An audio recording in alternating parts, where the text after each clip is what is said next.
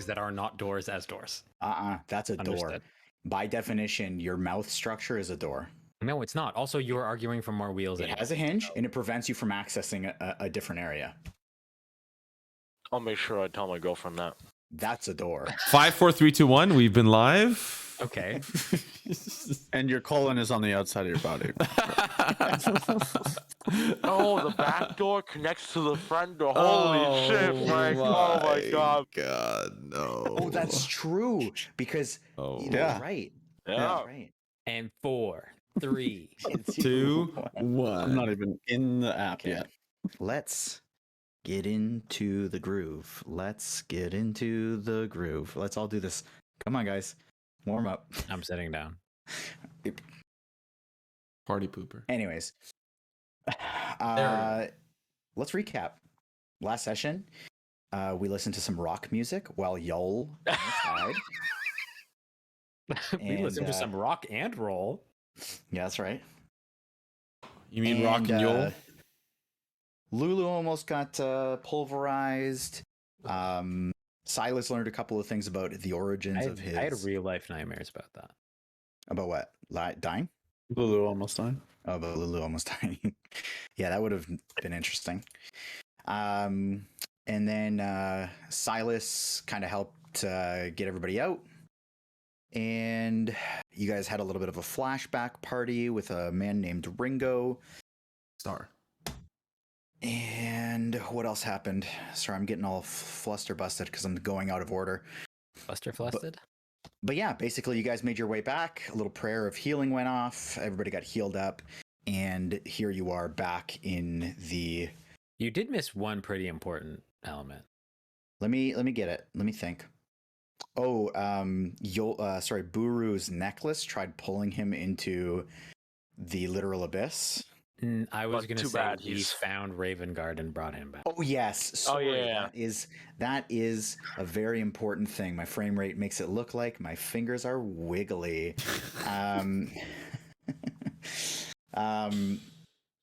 Yes, so you found Ravengard, you brought him back, which I actually for some reason don't have his token here. Let me go grab that and then you guys can carry on. Make sure to think about what you guys are doing here. Hold on, I'm gonna impersonate Ravengard. I can't see in the scene. It's just black. It's just black for me right now. Oh shoot. I'm going to impersonate Ravengard's IT supervisor. Refresh? Okay. Ravengard, where have I put you? Do you ever take these off your wall and then think, what the fuck do I do with it while it's not on my wall? Play chess. Wow. You know, I'd imagine there's probably a lot of people that have made chess pieces out of those things. Like Sure, a but budget like board. I am missing like 23 other pieces. Yeah. You have 23 doors in your house? What are those? Doorstop. Yeah, that's a door flingy, right? Sorry, not 23. I'm missing 15. A Wow. chessboard is not 12 by 12. It's 8 by 8. Right? Okay. You friggin' nerds. You guys have Ravengard. You've brought him out. He still continues to babble. The last thing that was said was Buru with a question mark. From a child who Buru you see is as totally different than what everybody else sees them as. It is just a small girl with brown hair walking her way up. Buru, you see her as a small girl with brown hair with glowing white eyes that cover half of her face, and there are Minotaur horns coming out of her head. Everybody else seems to be a lot more quelled in this area than they were before. It seems as though the food that's been passed around has been quickly devoured, and Seltern continues to make rounds, creating good berries as he goes, and everybody is gladly eating, but not quite as ravenously as they were before, as they enjoyed the gifts of rations that were provided to them. Speaking of which, you guys have not eaten in a while, so just keep in mind you'll probably have to be doing that today, otherwise suffering the consequences of not having eaten over time. When we appear from the font, are the people in front of us correctly placed? Like, are we just in front of the clerics of Torm? Yep. It seems as though they've kind He of just left been and they just patient. stood there like this. Well, they've been moving around, but I mean, here, if it makes you feel better, There we go. no. Like I just, I want to make sure that the scene is Well, set. they would have convened as you guys clambered your way out and saw it's that. not exactly like we're subtle. Yeah. They would have been there to receive you as you came. We're out. half dead and are carrying a Oh. sputtering idiot. Can I clarify some lore before we continue? Frank, there's an image. I just DM'd you Uh-huh. to give you a heads up what's gonna happen later. But I'm just gonna delete the message I sent you earlier, the picture, because that shit just. But Okay. make sure you get a chance to read what I just sent you. Okay. Okay. Sorry, go ahead, Simo. I just have a lore clarification. Sure. Based on what was discussed in Candlekeep from Silvaria, the pit fiend in the shield is not the same pit fiend that was overruled by Zariel. Correct. Okay. She just gave you that information to kind of give you scope on how powerful they are. Yeah. Basically stating that a pit fiend was once in charge of all of Avernus. Yeah. Okay.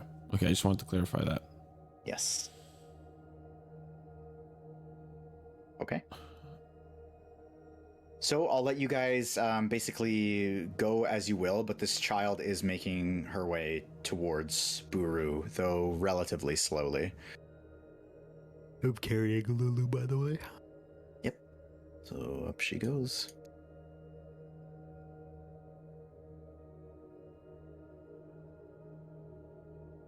I guess as we kind of set Ravengard down and stuff, I'll look to the clerics just standing in formation at a 10 hut.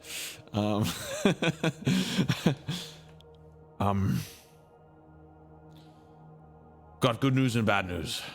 Found Ravengard, but we need him in a quiet place while we figure out how to get him back mentally. We can't let the others see him this way. Others being the kind folk under High Hall.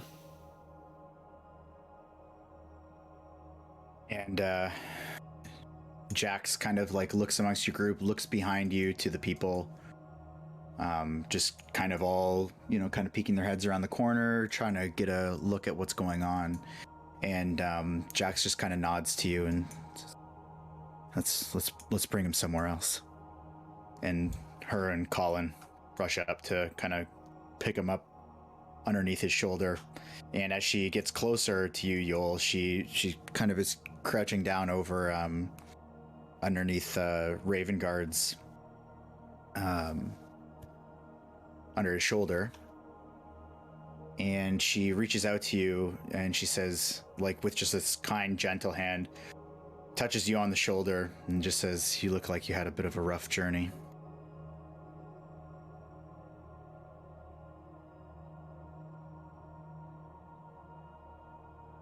I'm fine. Help her. I'm gonna hold out Lulu. And she kind of looks her over and she goes, well, it looks like for the most part she's been taken care of. I assume that was you, Gantash. I did what I could.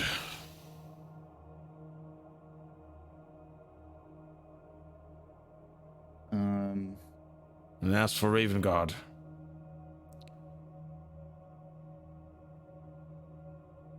don't listen to a word he says, at least not yet.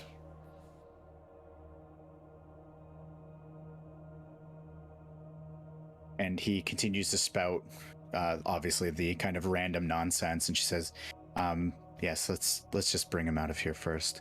I'm gonna follow them as they, pick him up and. Okay, and they actually take him up north.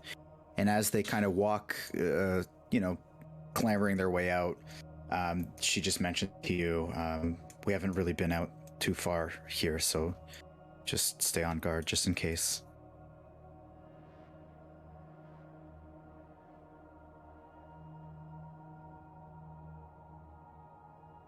And they bring you into this area here. which I just want to make sure I get this right for you. This is the Chamber of Torm's Council. While a little bit confusing down here, you do recognize this place.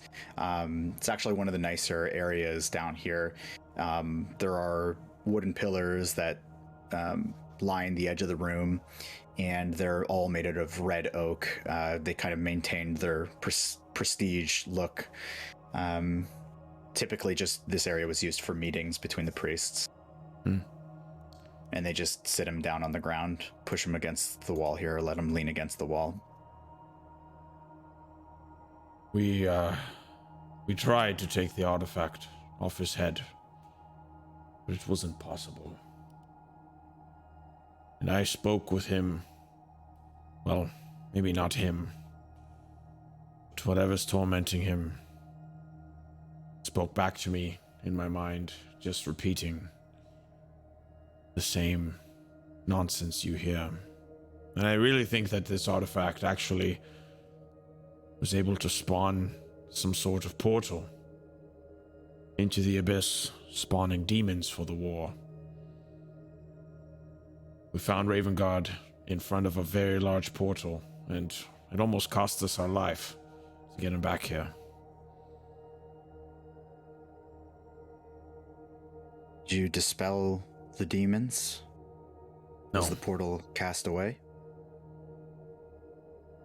No. We didn't have the strength or the time. 3 Minotaurs charged at us. We had to get away, with Ravengard alive. Minotaurs. So it was a portal to the abyss directly. And was that all you saw? Was the Minotaurs? He walked through the portal. We didn't see any of Ravengard's men. I'd imagine they're gone. I'm gonna clarify, you saw mutilated bodies in the water. Oh, sorry. Yeah, that was in just when you guys entered the room. Then I'll clarify. Ravengard's men, they're gone. Well, we mustn't linger on those poor dead souls. We'll retrieve them eventually.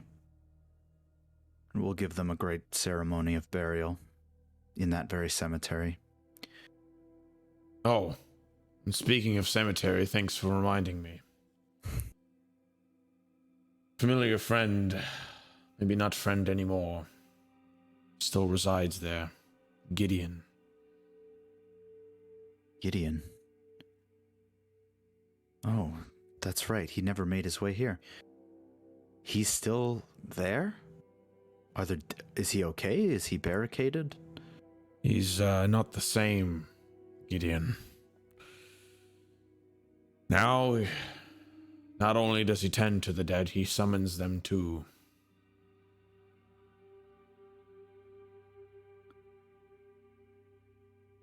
Gantash, things have changed. You're telling me. And she kind of comes up close to you and she looks between your eyes and you mustn't fall victim to the temptations that you're going to come across down here. I can see that you've held on to your conviction. We're trying to keep the faith. I know we've lost many Elturellians to contracts.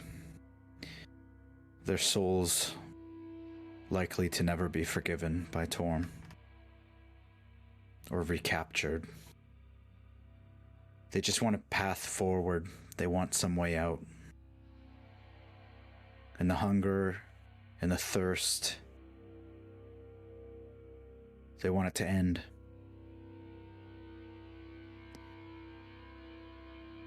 I just hope we can hold on.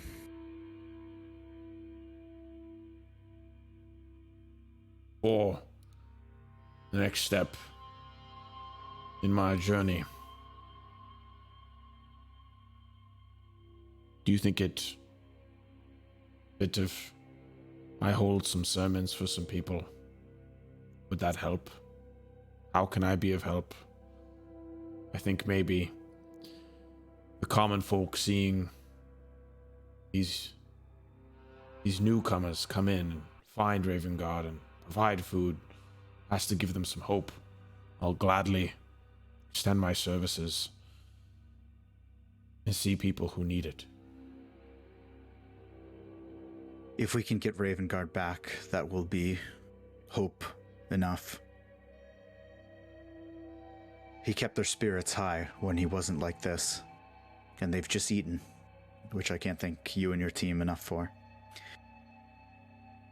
Unfortunately, Feria is likely the only one who knows how to get this off of him.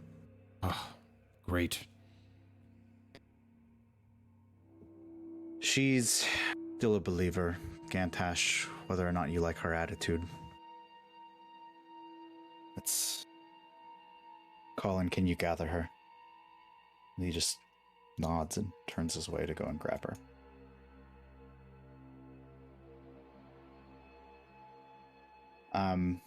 Actually just gonna pause there a little bit. So Buru, I saw you walk towards the little girl. Mm-hmm. And Gantash kind of leaves with the other priests, and this little girl meets up with you and just looks up at you and just says, "Buru, that is you." I'm gonna kneel down. I am not going to recall because it's probably been some time.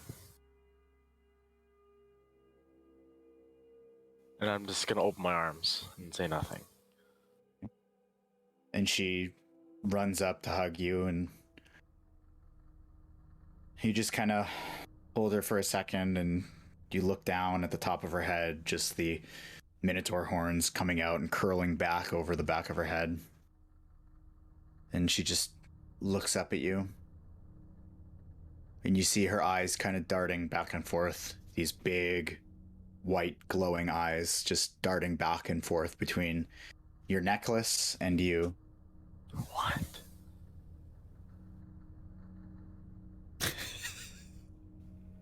And she just... Which dark entity is messing with me today, Phrank? Which one? There are only two. Can you tell me which one? It's clearly Baphomet, but like... Oh, God. Okay, keep going. And she just looks up at you and smiles. And her smile seems... Her tiny little mouth just seems to kind of creep up almost to her ears. Oh, God. Why so serious, Buru?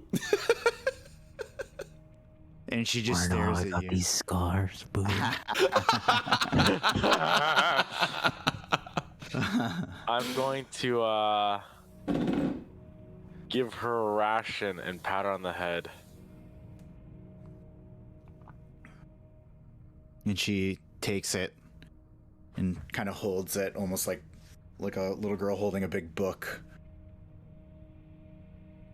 And she walks it back over to her group, and a bunch of other kids start kind of coming around and gather around the ration, and they start eating from it. But they all too have the horns and the eyes. Every once in a while they look up at you, and it's almost like animals kind of ravaging the Oh, God. like animal remains. Alright, I'm gonna go back to the... I'm gonna see, like, while that's happening, I mostly, like, catch my eye that Yoll went over to Rhea, so... And I'm gonna be right behind him. Okay. And I'll let him interact first before I do my thing. Sure. And she was sitting down next to the shield, and she just kind of stands up and wipes off her legs.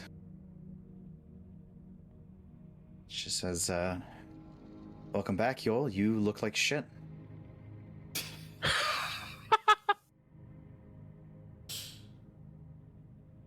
Don't stand on my account. I'm gonna collapse on the ground against the pillar. Well, I've had enough sitting. I think I understand this thing's goal now. I'm gonna ignore that because Yoll doesn't care. At that, I'm gonna come forward. What do you mean? You understand? Well, he wants to corrupt these people. And I told him he could kill me before I let him near any one of them. And despite that, so many people came over here. It almost looked like they were against their will to try to get close to it. And I just, unfortunately, had to threaten them before they really came to and walked away. Rhea, did they look normal to you? Did the children look normal? I mean, they look hungry. But otherwise, yeah, pretty normal. I have to have a conversation with the shield. Yeah. Well, you've done all right with him so far, so I guess you could, and just cutting her off in your head, what could you possibly have to offer me now? There's a way, I believe. But it's not gonna... To my knowledge, I don't know what you devils are fighting for, or what you specifically are fighting for, but are you aware of the necklace around my neck? Aware enough as I need to be. Does Baphomet ring a bell?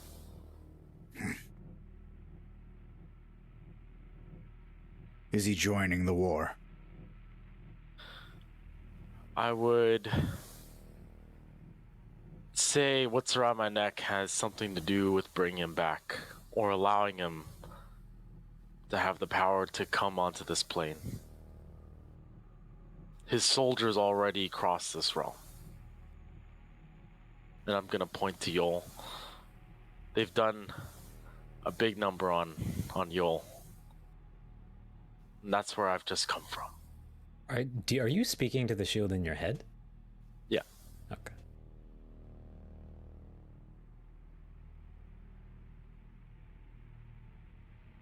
Too bad they didn't do away with him. And why is this important to me? Because there's something trapped in this necklace, just as you are trapped in this shield.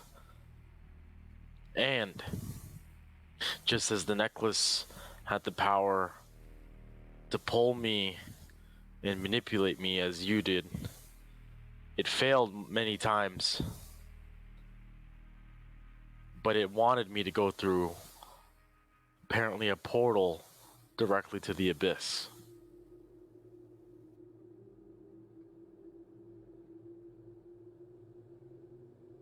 And what does that mean to you?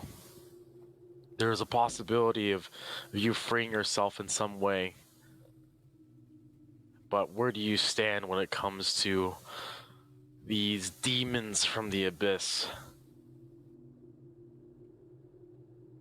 I've slain many demons. That doesn't concern me.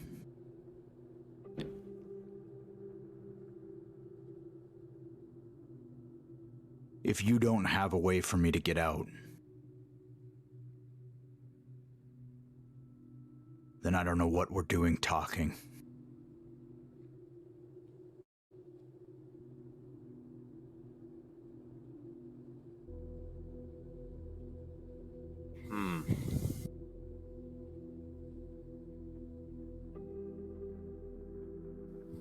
One of these cowards down here is going to take me out of here. And they're going to roam the lands of Avernus with me on their back. And they're going to find some way to get me out.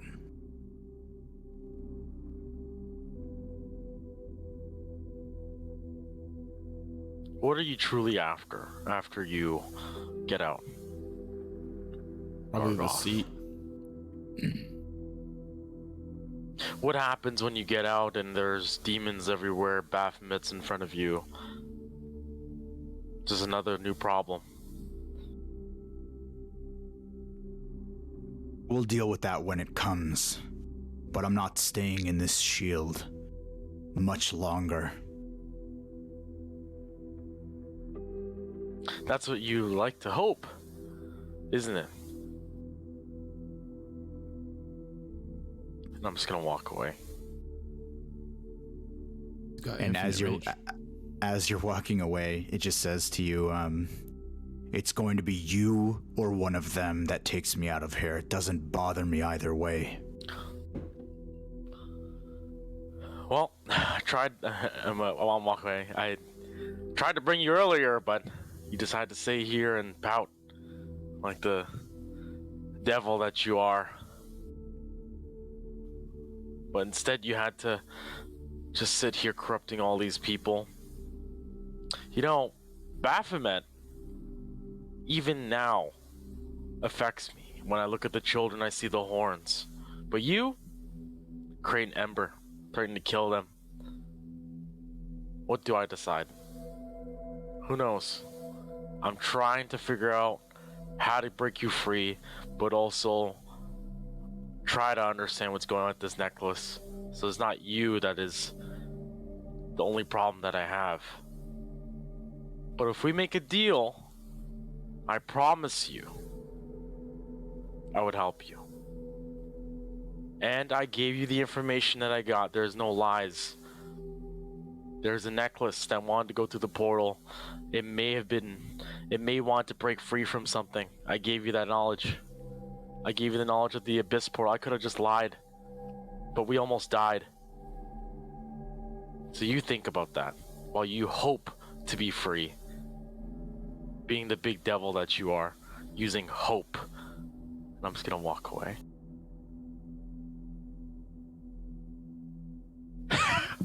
Bitch! Buru's understanding a little bit of these entities. He's a little bit more confident. It just says, when you see my real face,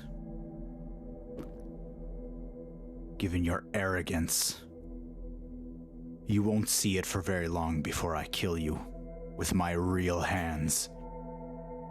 Well, you better hope on that too, I guess.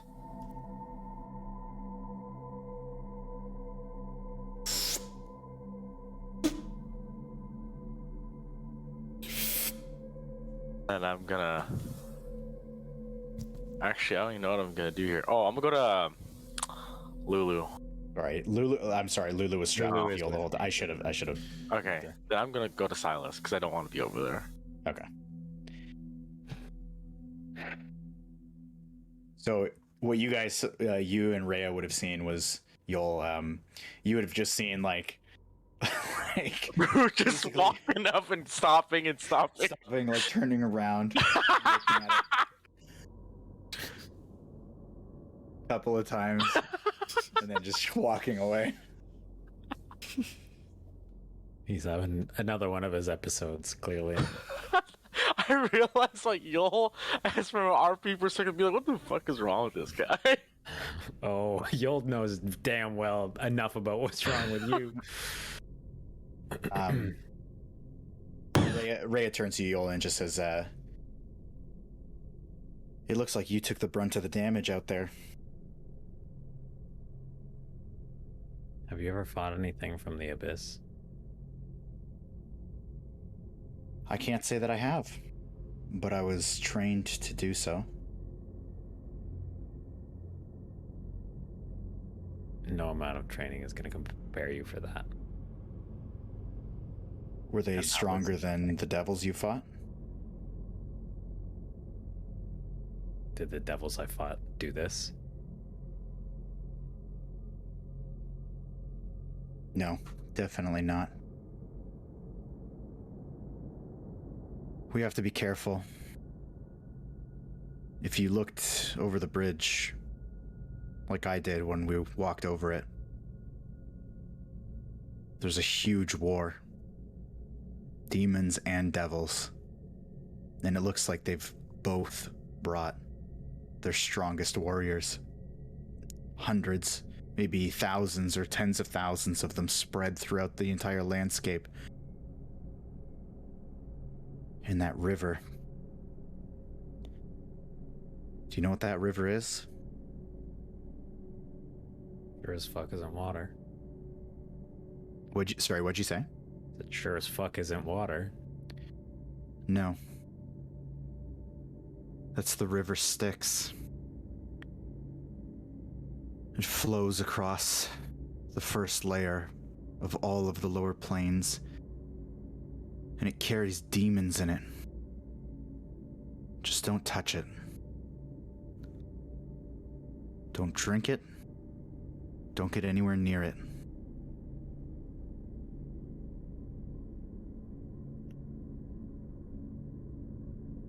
Do I know anything? Do I know enough about the river Styx?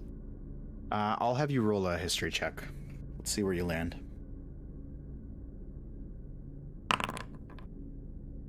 Yeah, she might have tacked on a little bit of information, but like how it rolls across the first layer of all the lower planes. But she would have basically informed you like it carries demons, basically. So it seems like demons are unaffected by it. And the devils I threw in it probably didn't have a good time. Yeah, and you definitely don't want to touch it, based on basically what she's saying. And you heard something bad about touching the water from the river Styx. I have a weird question. So that river carries demons, right? Not devils? That's yeah. Oh. Why is there a river of demons in hell? Is that just like Through all of the lower planes, it just happens to also be running through hell. wow? Mm-hmm.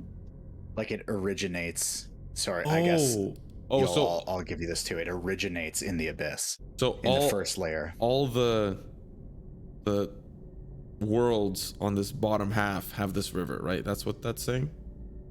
Yes, planes, but it originates in the abyss. I see.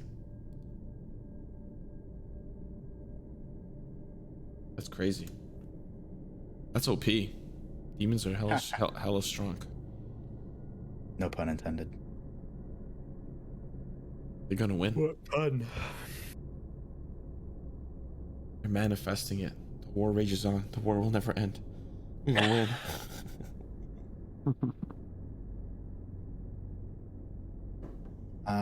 Silas, what are you doing, buddy? I actually wanted to go talk to my father one last time. Sure. Ooh. Last time. One more time. I don't know where he's at, so I'm going to try and spot him. I'll go to where he was before and see if he's... Sure. Oh, yeah, there's still a big group. Tell me if I can do this, but I'm gonna follow Silas. But Well, also... you were doing your ship Yeah, before. this is all dirt. Oh, This is okay, all okay. Simultaneous. Okay, never mind. Good listening. All right. Papa. So you had his Papa. interaction, my interaction, Papa. and Silas's interaction all at the same time. He's living on a multiverse. Father. Papa. So you find your dad leaned up against a pillar, just chatting with some other older guy.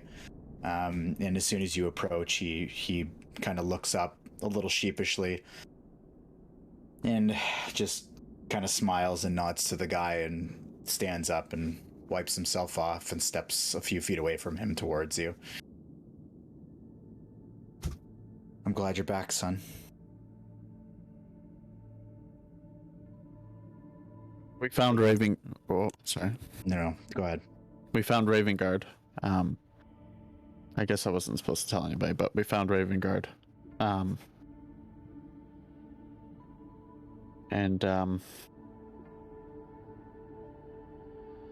don't think we'll be here for much longer.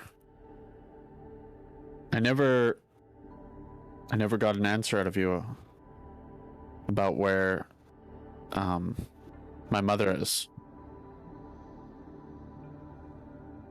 And you see as soon as you say that, he just kind of his head just kind of twitches a little bit, and it just says, she's back in the city somewhere. Alive?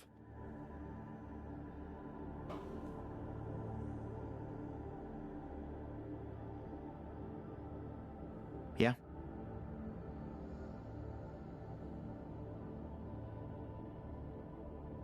Why is it so hard for you to speak about? Well, because it would be nice if she was down here. And why isn't she? Why didn't she come with you?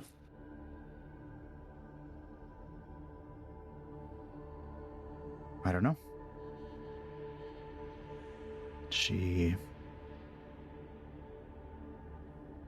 had other things she wanted to do first, I guess. Oh no. It's being pretty vague. Imposter alert.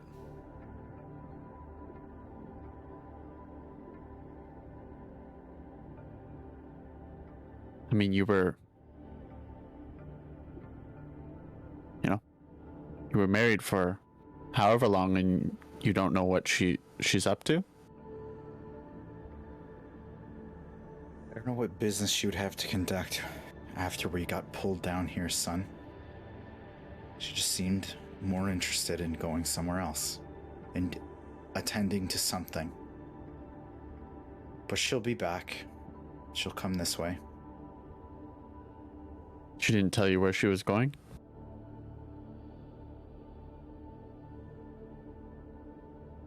No. But I know she wouldn't like the idea of you leaving again a second time. You've been here for barely a few hours. Maybe I'll see her on my way. Who knows? Also, was he, or I don't know how to, can I see if he's lying when he said no? No to what?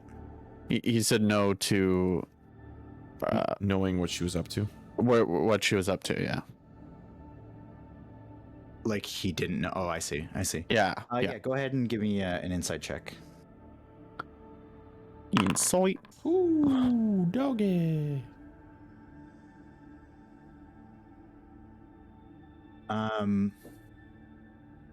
As he's saying that to you, he definitely is having a hard time looking you in the eye. And he's a little jittery as he says it, and after he's kind of done saying it, he like takes a breath in and tries to like compose himself.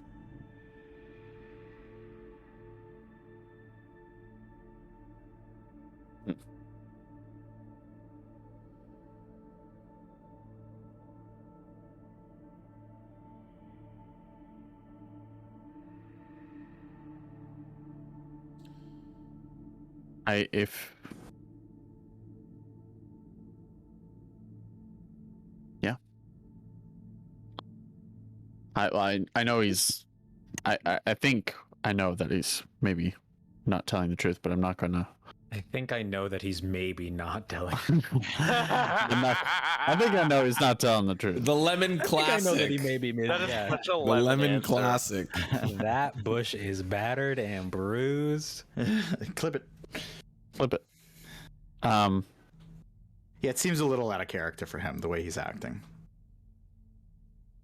Yeah. That's fine.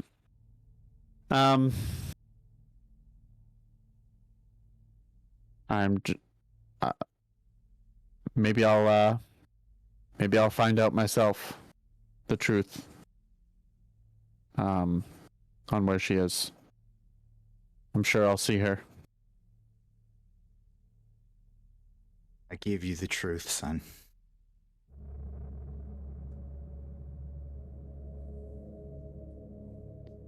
But fine, I'm not going to fight you again. You know what she would want. And I know you know that deep down.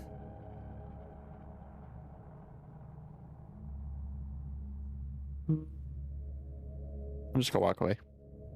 Later, Papa. Opportunity attack? No, I'm just kidding. Bye, Daddy. Bye, Daddy. Okay. Roll for getting spanked. So as you kind of take off there, this guard comes and you see him kind of like nod to you guys and comes up to Feria, whispers something in her ear, and just kind of nods to Magni over here, and they end up just kind of walking away as a group. What? And we're supposed to follow them. Was that suspicious at all? Okay, That's a we're- continuation of David's thing. Yoll, I guess I'll ask you too. What's the plan for you? Where are we going? I guess when I see them leave, Oh. I'll like nod to Rhea and say we should probably go with them. She just says, "You know what? I'm gonna stay here if you don't mind. I've seen enough of the attempts. It can happen literally second by second. So I'm gonna sit if that's okay." Okay, well at the very least help me up. She kind of spryly like gets to her feet, just reaches down for you. Just, my God, you're so heavy. It's so handsome. Oh, She like plants her sword down and like uses it as leverage as she tries to help you up.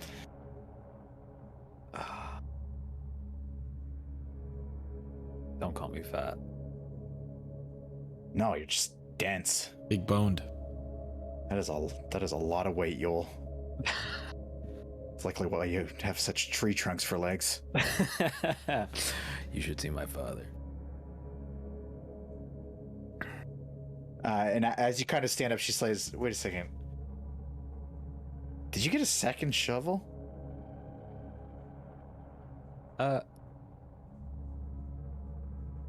Yeah, I'll tell you about it later. Hold on to it for now, would you? Okay. What is she? Which one do you give her? The silvered one. Okay, so the old one. Yeah. Okay.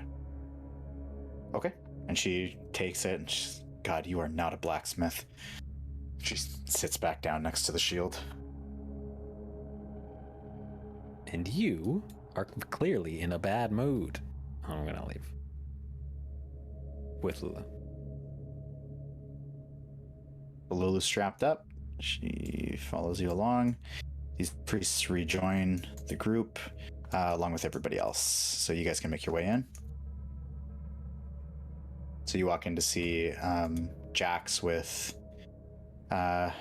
Gantash, Magni Colin, and Feria over here, and Ravengard on the ground. Feria immediately basically makes her way over to Ravengard and just gets down on his level and looks around, kind of puts her hands behind her back.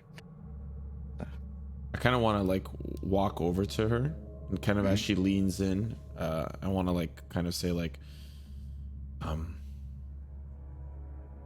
I believe it's not safe to use the artifact in Avernus. It seems as though there's a demon communicating through him, through the power of the artifact. That would be my best guess. And she doesn't really even turn to you. Her eyes kind of dart over in your direction. She like kind of scowls a little bit. "I'm aware, Gantash. I'm more aware than you are."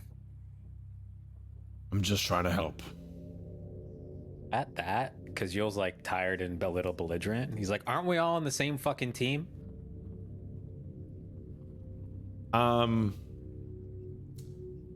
just like look up at Yoll and just look back down.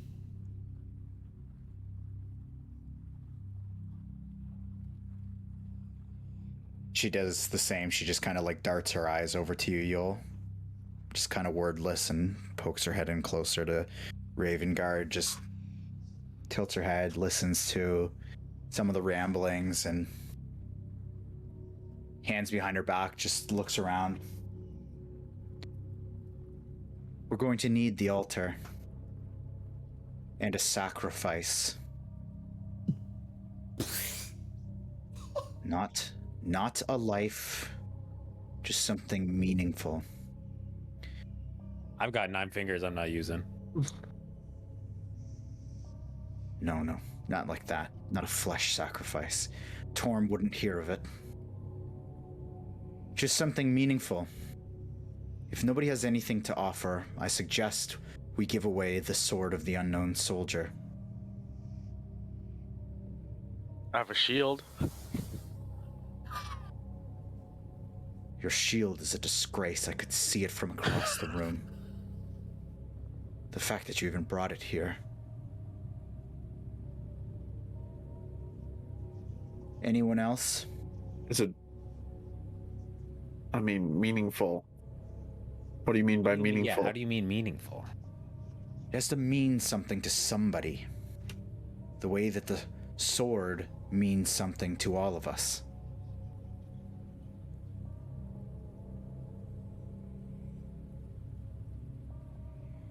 So a dragon scale is not meaningful. Robbing me. No, it's not. It's something useful. I think it's pretty useful. Well,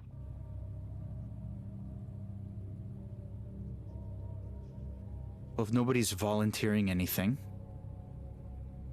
are you? And she takes kind of one last look around the room.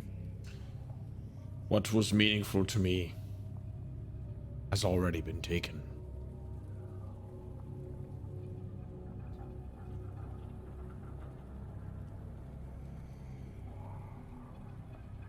I hope you're not suggesting the amulet.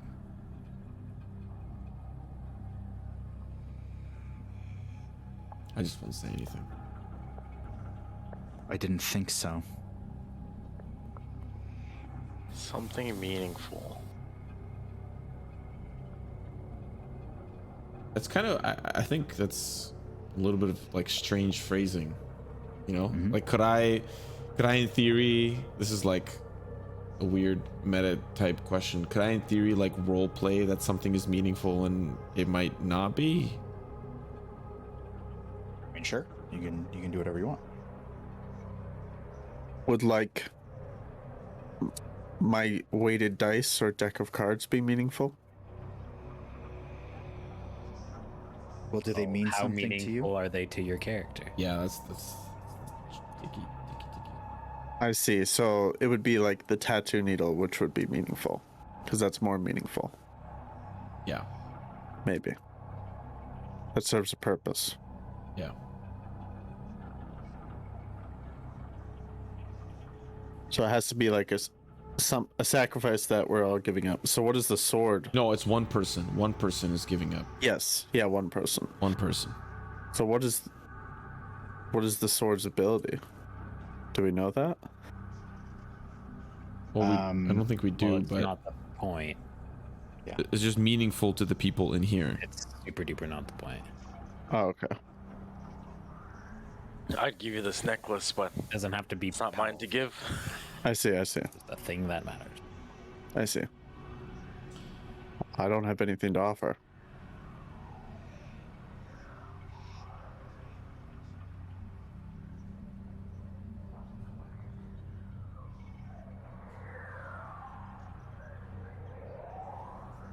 Sword means nothing to me.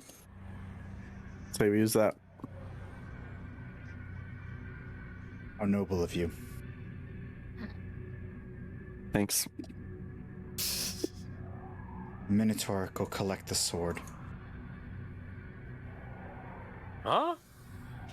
That's literally my reaction. I'll Front guide of you. me? I'll guide you, Buru. Come with me. And I'll kind of, as I take these steps, I'm gonna look back and just with as little peripheral vision look back at her, just like the tightest cut eye you've ever seen in your life. Just the angle is perfect of my peripheral vision, and she just sees the dark pupil of my eye right here on the left side of my eyeball. Just the sharpest cut eye you've ever seen in your life.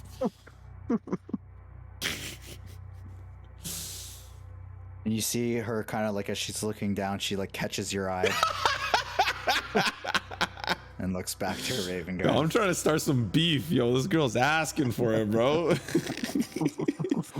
And I'll just lead Buru. We're just gonna go on an adventure. That's not the way.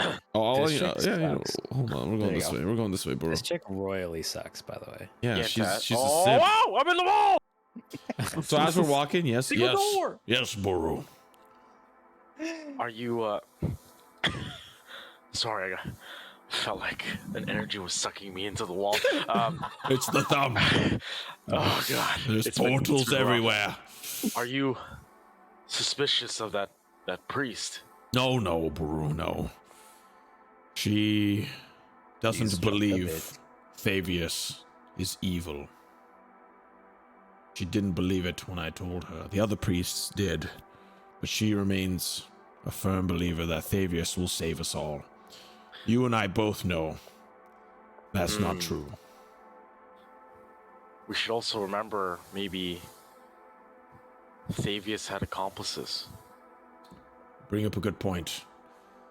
I would read her mind, but I'm a little bit drained for power right now, Buru. I will keep an eye as well. Right this way. As we approach, what does Gantash know about the unknown soldier historically?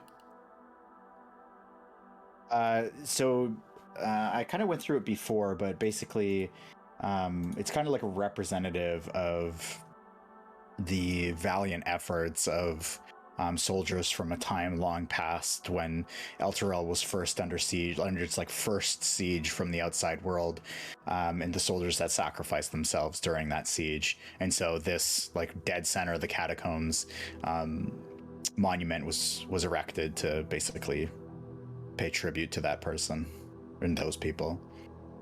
You see, Buru, followers of Torm, followers of many of the gods that serve the purpose in High Hall. When we pray, we give sacrifice in an alms box. We are doing the same to hopefully give us the strength to save Ravengard. That is why Feria asked for something meaningful. Something must be sacrificed in exchange for the greater good. The unknown soldier is to commend the sacrifice many soldiers gave in some of the very first battles of Elturel. And so we are sacrificing it to hopefully get Ravengard back and save Elturel. Do you think disturbing this holy, peace may cause issues? Maybe it's protecting this place in a way?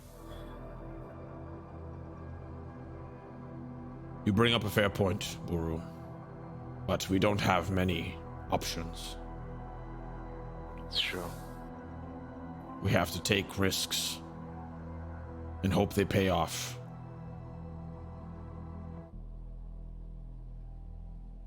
Okay. If this is what we're gonna do, we're gonna do it. And I'm just gonna I'm assuming it's just there. Like, is it just? Yeah, so it's laying clasped in the stone monument's hands, like she's laying down and the sword is there. It's this long sword, gleaming, just beautiful looking sword, pristinely kept. So I'm gonna stick my hands out, kind of in preparation to scoop it under to pick it up. But before I do, I'll just kind of close my eyes and kind of in my head say a few prayers to the unknown soldier, kind of like pay my respects, because I'm about to obviously violate this. Not violate, but I'm taking something from a tomb. So I'm just gonna pay my respects in my mind and close my eyes. Okay. I'm gonna watch for any kind of change, I guess, because I'm suspicious. So nothing spectacular happens, but you feel kind of like it's the least you can do for taking this clearly untouched since the even the original erection of this entire catacomb. Mhm. This has been here in this place. Really, the only time that it's moved is when it's being cleaned. Yeah. So I'll just, once I'm done, scoop it up with my hands and carry it in both hands like so, just very carefully.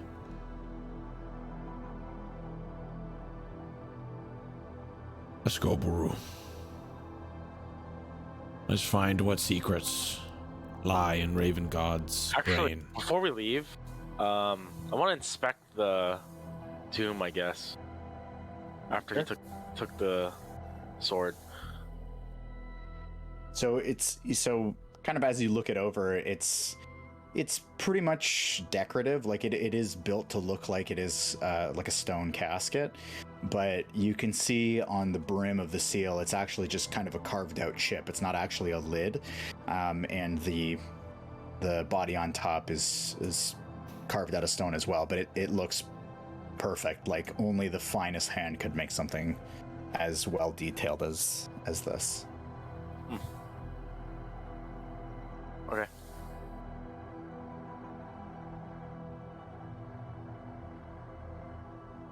Let us see what secrets lie in Ravengard's adventure. And so what I'm gonna do is, as I kind of approach, what I'll do is I'm gonna get down on one knee and kind of just like bow my head and lift the sword up as I'm presenting to her. But in the meantime, I'm going to mind link with Yoll, and kind of like as I'm kneeling down with the sword up, I'm gonna say in his head, Buru brought up a great point. She may be sided with Thavius. Just be mindful. Sorry, you're saying that to who? To Yoll, I'm mind linking in his head. Okay. As I kneel down and present the blade up.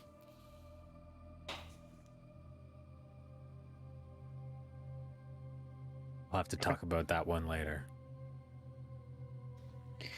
So as you present it, she says, No. We're heading upstairs. You can carry it. And somebody else can carry Ravengard. Up. Hold on, clarification. Upstairs, like where the crabs play the piano.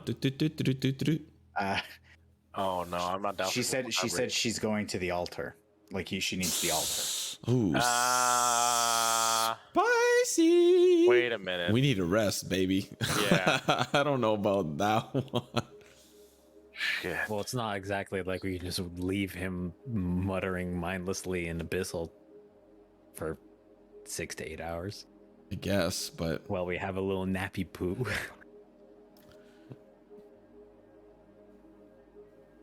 Given the conditions, it is very risky for us to expose ourselves up there, and we're in no condition to fight anything. At least they aren't. Didn't you fight your way in here? Yes, but it would be suicide sending my friends to die, and you need to understand that. Is there anything you can do to soothe Ravengard for the time being? While my friends, my brothers, can rest. If we die up there, it'd be all for nothing. You must understand that. Give me a persuasion check. This one, I swear to God. Oh, baby. Slam poetry. Got +3? Okay. Oh, persuasive. Fine. But one of you's gonna have to watch over him. I'm going to tend to the people. Collect me when you're actually ready.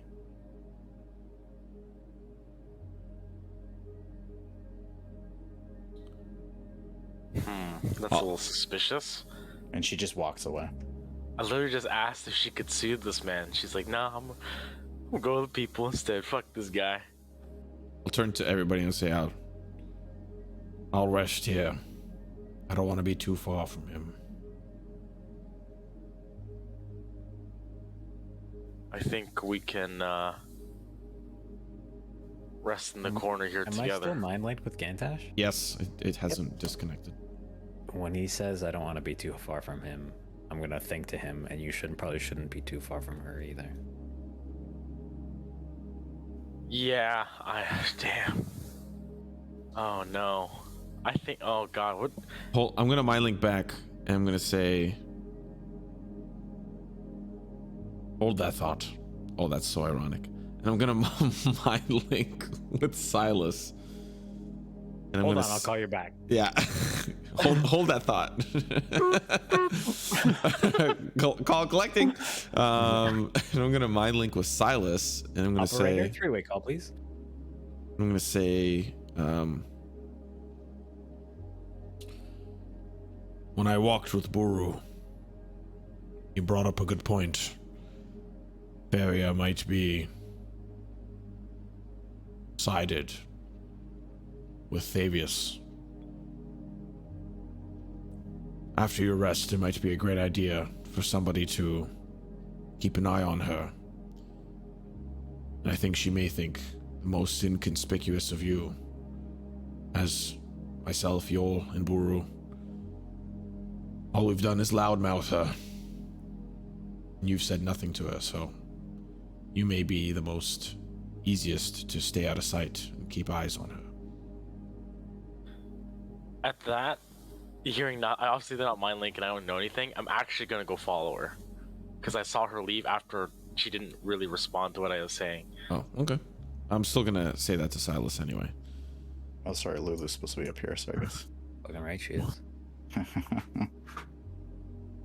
Wait, this isn't her. And then at the end of that very serious sentence, I'm gonna say, Oh, it is her. Oh, and can I borrow your bedroll? I'll hand it to him. I'm also gonna say I need to rest as well. What do you need? I can't watch her the whole night. Just when you're done, you'll rest. I could ask Bullen to watch her. Who? Ooh, that's a good point. Okay.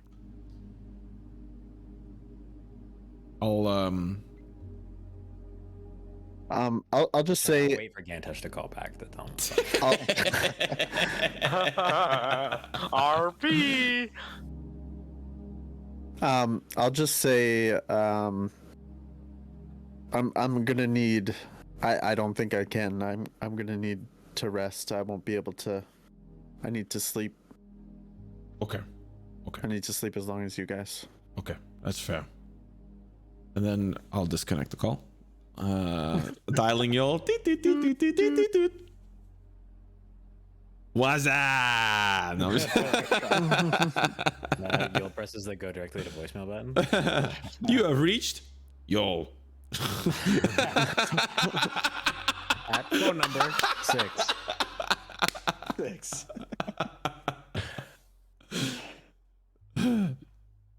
I spoke with Silas and he can't do it.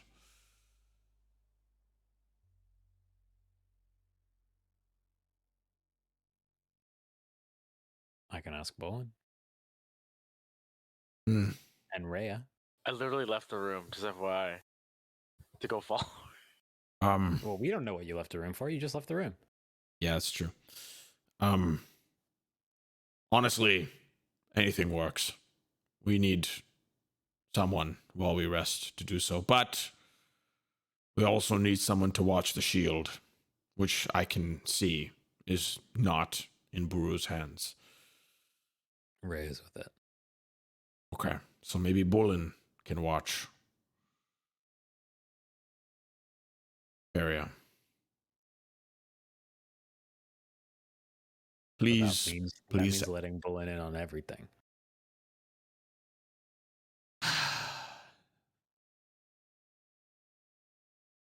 Sometimes you have to take risks. Is he someone you trust, Yoll? Trust him just about as far as I can throw him, and I can throw him pretty fucking far.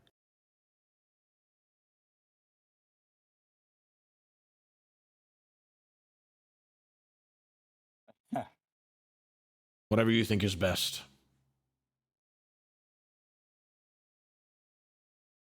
If you need me to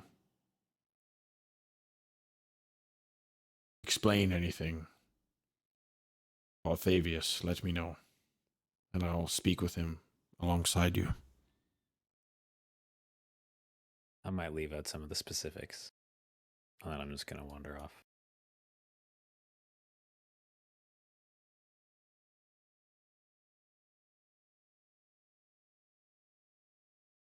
I guess I was way over there. I'm gonna hand you the bedroll. Oh, I already walked over. I walked Yeah, over. yes. Yeah, I walked over. I Oh, walked okay. over. Yeah, I walked over. Okay. RP walked over, got the bedroll. RP walked back. Yeah, and Gantash, he's gonna savor this moment. He's gonna get the bedroll out. He's gonna get a little bit of incense. Like he's gonna just like make his own little corner. You know, he's gonna get a little alms box. Like he's gonna get in the zone because he hasn't slept in like it's been a while. So he's gonna. Yeah. He's, Long day. yeah, it's true. What? Yeah. Fucking telling me. So, okay, I guess we're getting ready for Night night.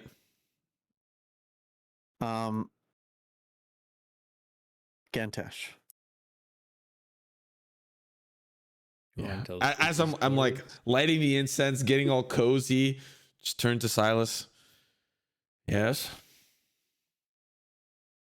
Before you sleep, I have a question for you. You understood what he was saying back there in front of the portal. Ravengard. That Yes. Yes. I spent many of my years studying various languages. Knowledge is power, but as are languages that contain the power.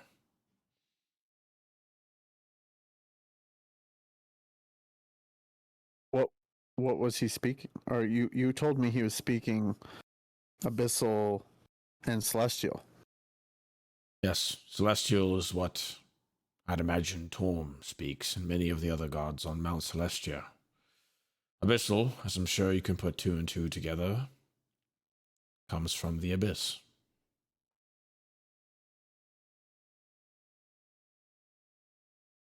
And that's the language of demons. The language of the abyss. Oh, it's the language of the abyss? Just the That's what he just told you. Yes. I guess. Yeah, you're right. And demons are from the abyss. I got Yes. you. I got you. Silas, may I ask where is this line of thinking headed towards? I was wondering if you could teach me these languages.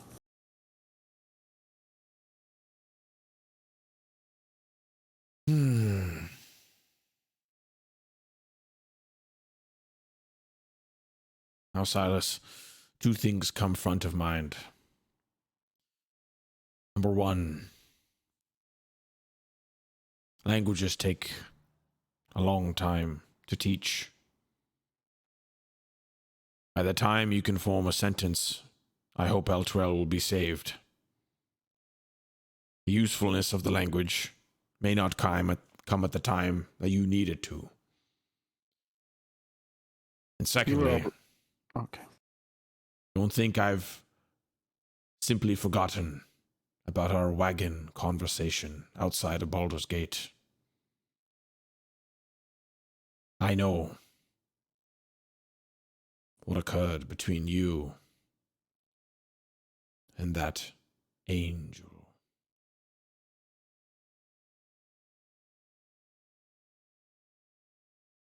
I mean, you are set to the same fate as me. I had no choice, Silas. Maybe not by choice. That's the difference. For sure. You made a choice.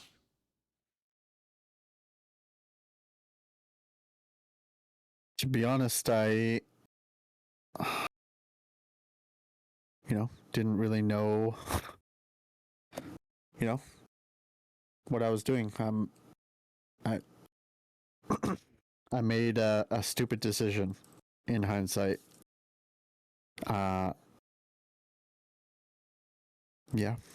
I wish I could take it back. Should have read that contract. And what are you doing on your path to redemption? I mean, we're here, aren't we? Are we not trying to take down Zariel? Yes, but what Return else? Elturel back to its glory. Yes, and what else? What do you want in your soul, Silas?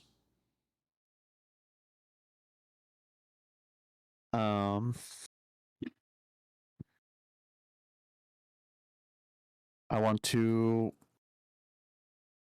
be like my parents. I want to be well known and respected. Famous, if you will. Famous how? Just known. Maybe they'll write books about me, sing songs. Known for what, Silas? Songs Maybe about the us hero res- or songs of the villain? Well, how am I supposed to know that, Gantash? You have a dream. You have a desire. I'm trying to find out what is at the root of your soul. Is it decay or is it life? I'll get it. I'm just trying to learn.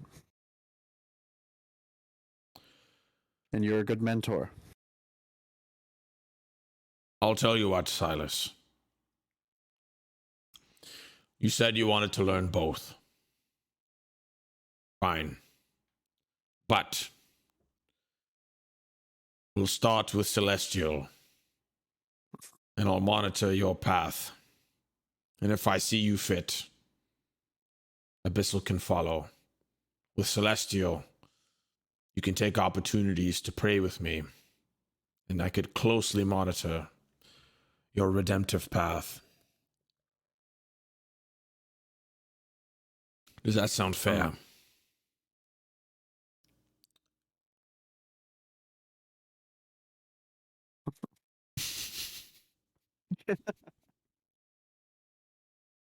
Um,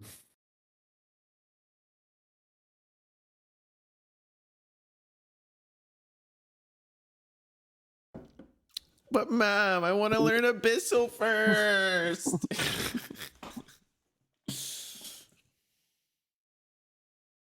how about you let me think on that for the night, and I'll get back to you.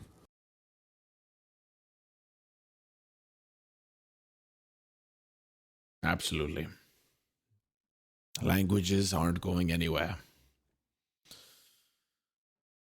Good night, Silas.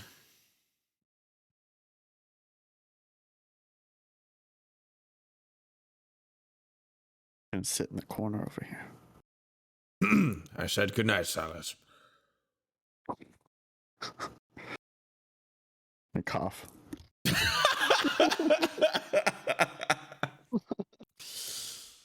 And Gantash will just mutter under his breath. Youth these days. Just goes to sleep. Gets all cozy. Buru, what were you doing? I'm just following her. Like tailing or from across a room or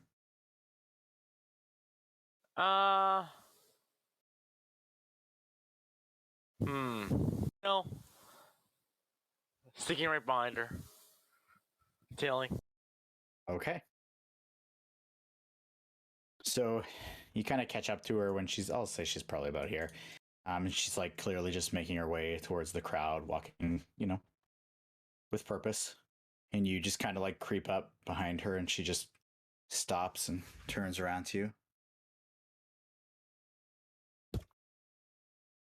Is there something I can help you with? You didn't exactly answer or give me a response to my request.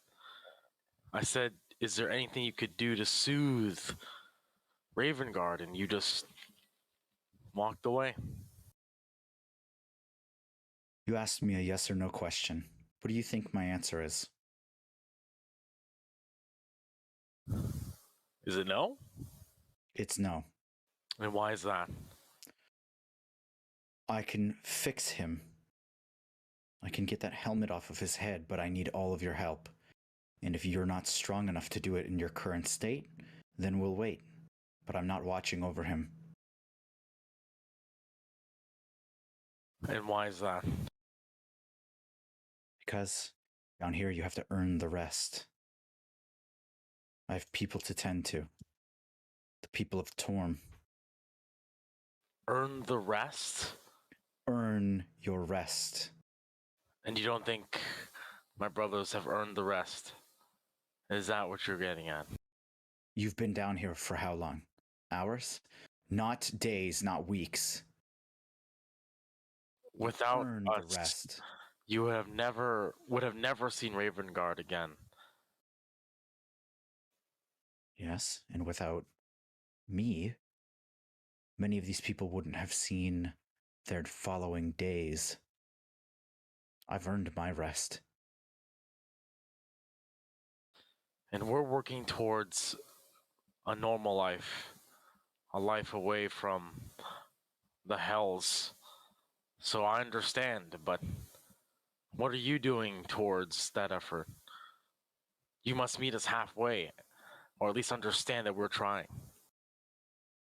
There's no reason to act the way that you're acting. That is why I'm following you. Then follow me. But I take this role very seriously. I have people to tend to, and that's what I'm going to do. Then I will help. Now, I hate saying this, but you too should rest. If you're going to be performing this ritual with us, I need you at full strength. I'm gonna like flex. And I'm saying I'm perfectly fine. Fine. By the looks of things, the children know you. You can tend to them. And she just walks towards the group. Alright. I'm just gonna follow her. Okay. And you can see she's basically like individually just kind of scanning over the group. And as she gets closer, you can see there's a little bit more of kind of like a hush nodding towards her. And, you know, they throw up their hand in reverence of Torm as she gets closer. And a little smile kind of creeps across her face every time she sees it. And as you get closer here, there's a couple of children that break off from their parents. The parents look a little bit concerned, but then see you and kind of like let them go. All of these 4 children have that same affliction from your perception. Just the horns, different variations on them, some twisting up and pointing directly up, some of them wrapping around and pointing underneath, but all of them, you know, normal for a Minotaur. And they just come running up to you. Buru, Buru, Buru, it's been terrible down here. It's so good to see you. And they all just run up to kind of hug at your legs. Here, there's a conflict in this because, like, if they have parents, I shouldn't know them. Yeah. Well, no, that's not totally true. You would know them from the orphanage, but like the kids still had friends. Like you still would have. Oh, okay. Yeah. It's not like they were restricted to just play amongst themselves. Oh. All right. Well, I have 9 rations left, and Okay. I'm going to drop 8 and leave 1 for myself. And I'm gonna do it in a fashion where, like, you know, you pick up your backpack and just flip it upside down and shake it. That's I'm just gonna drop them all, Okay. and I'm gonna embrace all the kids. And as you kind of like go down to embrace them, one of them just kind of like looks, they're all looking up at you with those big white, just weird kind of glowing eyes. And one of them just kind of like just is like inspecting you, and they're just like, wow, are you fighting? Yes, little one. That's all I do these days. And ew, what is that? And she like points at the necklace that you're wearing. It's a gift that only I could have. Ew. Is that a thumb? Yeah. Pay no mind. But it's a gift from a friend. I don't like it. And she like goes to smack it and like just hit it. Uh-oh. Wait, no, whoa, wait. I have to be able to react to that. Yeah. What do you want to do? I want to dodge.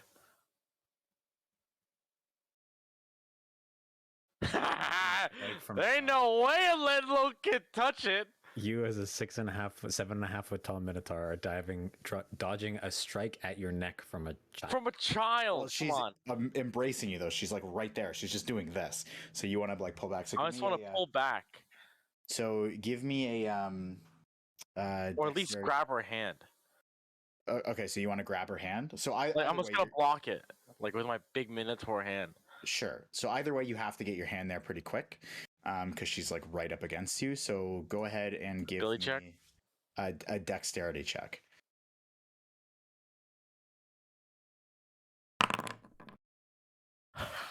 Woo! So you're able to. So she just kind of like goes to hit it, and you're able to like just get your hand in the way, and kind of like hits her hand away. And just, and I'm gonna say different, Buru. It's nasty. You're Don't different, Buru. It's nasty. Only I can touch this. If you want to see it, you have to ask. But no touching. I don't want to see it. Good. It stinks anyways. Ew, and they all kind of like collectively just ew. I'm gonna stand up so they can't freaking touch it. Ew, stinky. And Faria kind of turns to you and says, "Go ahead, play your little games, have your fun," and just walks into the crowd. Why is she such a bitch, fucking bro? cunt? Bro, she's so mean for no reason. I get why she's mean to me, but to everybody else, like, there's no reason. You said my favorite old man is a baddie.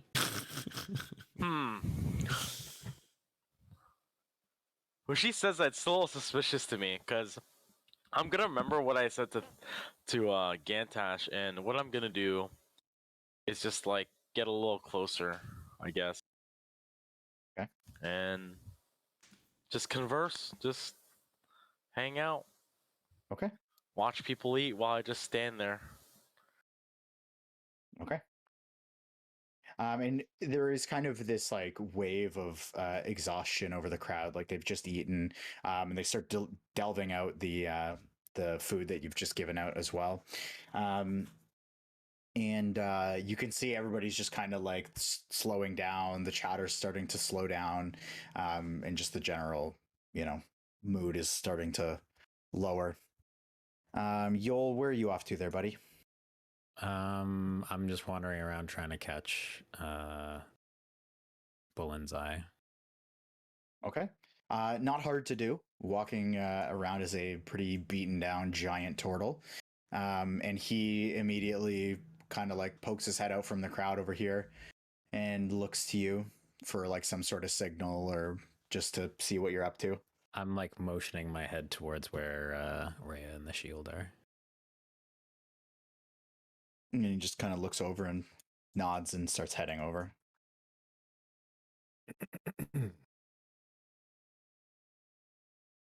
What's going on, Buru? Or Yoll, fucking. Wait, I was like, No, wait, he's what? over there. Yoll. What's going on, Yoll? I have a story to tell you. I'd like to give him like the abridged version of everything that has happened, effectively. Okay.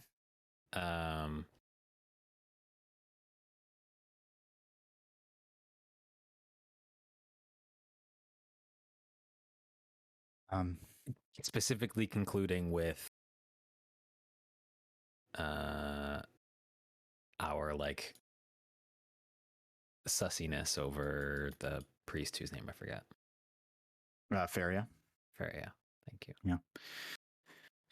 Yeah, I've never really liked her, but she does what needs to be done down here, so I just leave it alone. But if you want me to keep an eye on her, I can. He doesn't blink at the Davius part. That's crazy. Well, sorry, it depends on how much you're. I thought you meant what just happened. No. The whole. All of it. The whole. Okay. Like from effectively from like the time we first walked into the bathhouse. Okay. So then at that, he just goes, oof. You have been training. Did I know Bullen as a particularly religious man?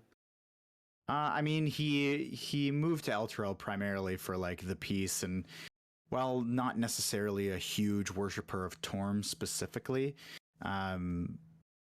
he enjoyed just the air that the followers and the priests and like the general energy of that kind of reverent space. Okay, that was kind of what I thought. Yeah. As well.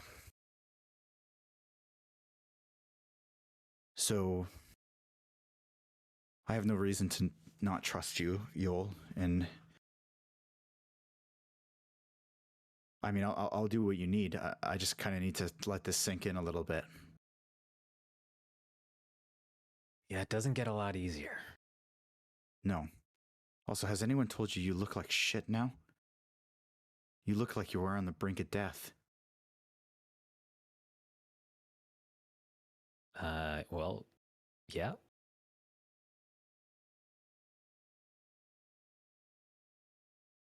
Yeah, you need... Mike. Oh. No, you're good. Maybe just a temporary? Okay, no, never mind. Fuck you. One sec. You're good. Oh, You're good. There you're it good. is again. Huh? Yeah, Yeah, you're you're fine. good. You're good. You're fine. You're good. Okay. 'Cause, you need to take care of yourself. What do you want me to do?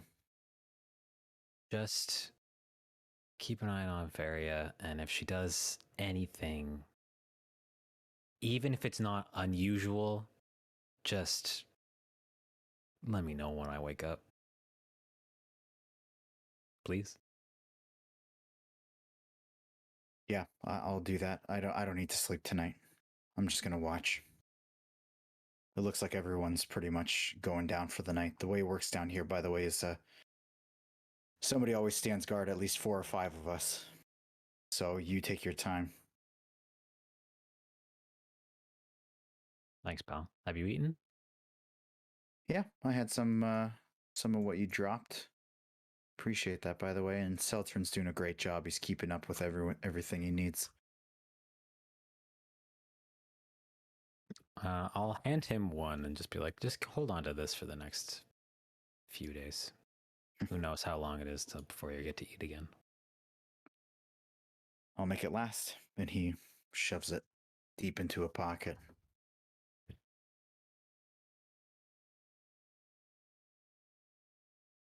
By the way, have you eaten since you've been down here? No? You're not going to like it. Being down here? Yeah, I'm not huge on it. No, you're not going to like eating down here. Oh. Doesn't matter what it is. Tastes like ash. We haven't really figured out what to do about that, but we seem to get full anyways.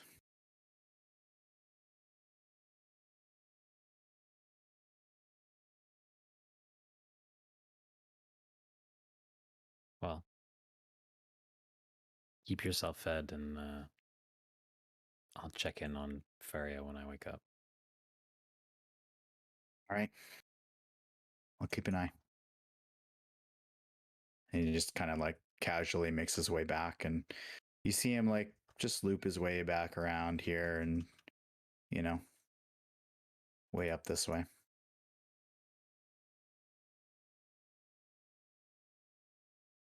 You plan on sleeping tonight, Rhea?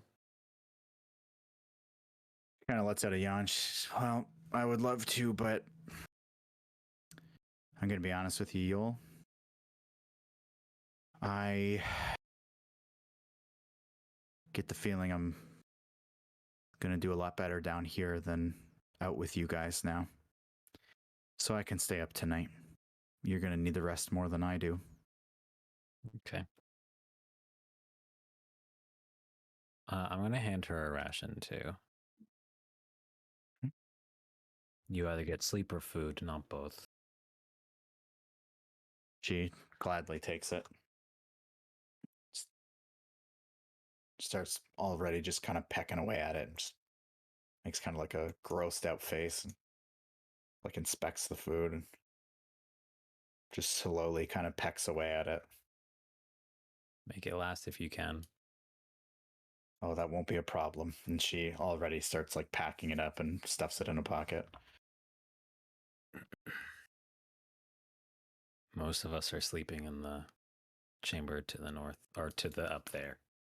I don't know if that's actually north. Yeah. If you need anything. But ideally, don't leave the shield.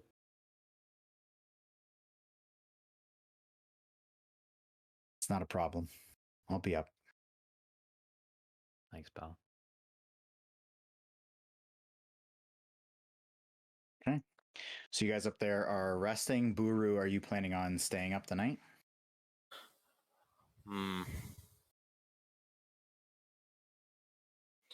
Yeah, I can't take a risk of being by myself over here. Yeah, I'm staying up, but I'm gonna eat my last ration. Okay. And so you guys up top, basically the priests that are kind of chilling around, they actually also take up in the same room some of the space. They just find themselves a spot on the wall, and before you guys go down, they just kind of mention that they're going to just stay in the room with you guys, and they point out how kind of battered you guys look. So they're like, they just tell you that they're going to take watch over Ravengard, and they'll pitch in. I'll just hit him with May Torm watch over you. Give him the good old hand. And I'll basically to start, Colin just takes a step outside. Buru, you over the next hour, you see everybody aside from maybe 5 or 6 different people just slowly tuck themselves into these little notches here. The kids keep interacting with you, but they too, like over time, start slowing down and fading, and they go into these notches as well, way in the back behind the adults. And everybody just starts to kind of fade out and fall asleep. You can't help but notice, though, that Bullen is kind of posted up in this corner here as Feria actually makes her way to her own little quarters in the back here. Just has like a nice little bedroll set out for herself.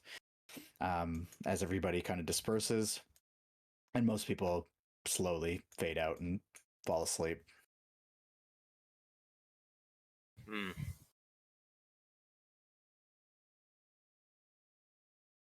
What do you mean I can't help but notice Bullen? Like you see him, like he's posted up. It doesn't look like he stands out as one of the people that's not falling asleep. And you do catch that he is kind of like keeping an eye out, just casually looking around the room. Yeah, I'm just gonna kind of do the same thing. Okay. Okay, so we're gonna basically play out a long rest here. Bullen, at Buru, this moment, yep. I would say we are terrible at taking breaks, and people always in the second half of the session run off and pee without saying anything and then miss something important. Oh. As David just done. Oh, I see. So actually, I do have something I want to do. I'm going to say that we are doing right now. I'm not asking. We're going to take a 5-minute break. Good idea. Everybody get up and pee and fill your water and whatever. And then when we get back, we'll be back. Okay. Capiche? Frank, I actually do want to do something before the long rest starts. Sure. I want to tune to the ring. Oh, okay.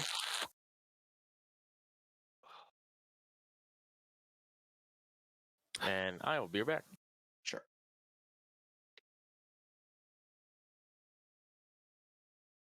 I don't need to pee. I'm immortal. Back from the bathroom. What happened? Because you left, Krepe made a suggestion that we take a 5-minute break. Oh, I just had to pee. That's it. I know. Is Lulu taking a nap with me? Is that what's going on?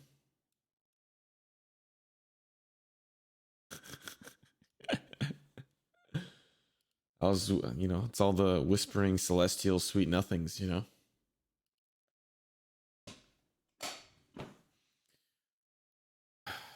But did Buru act on the Bullen thing at all?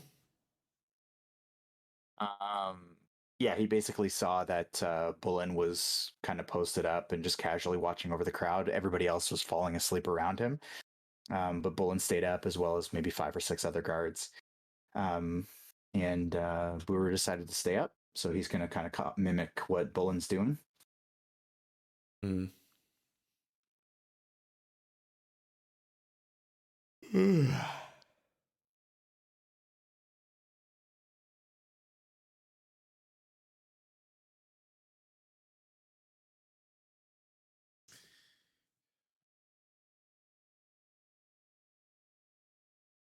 It's kind of cool that Buru planted this like little seed.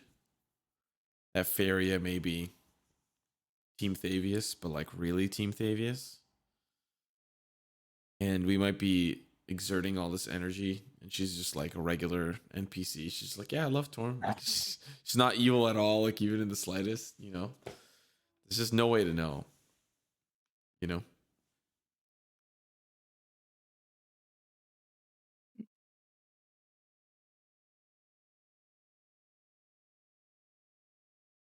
But it feels good to change my spells, doesn't it, Silas?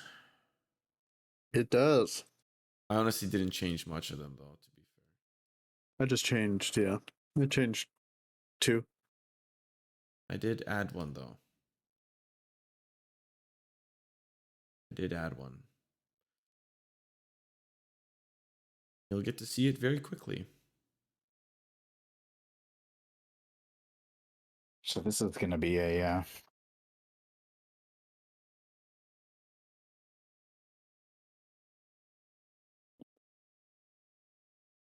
What?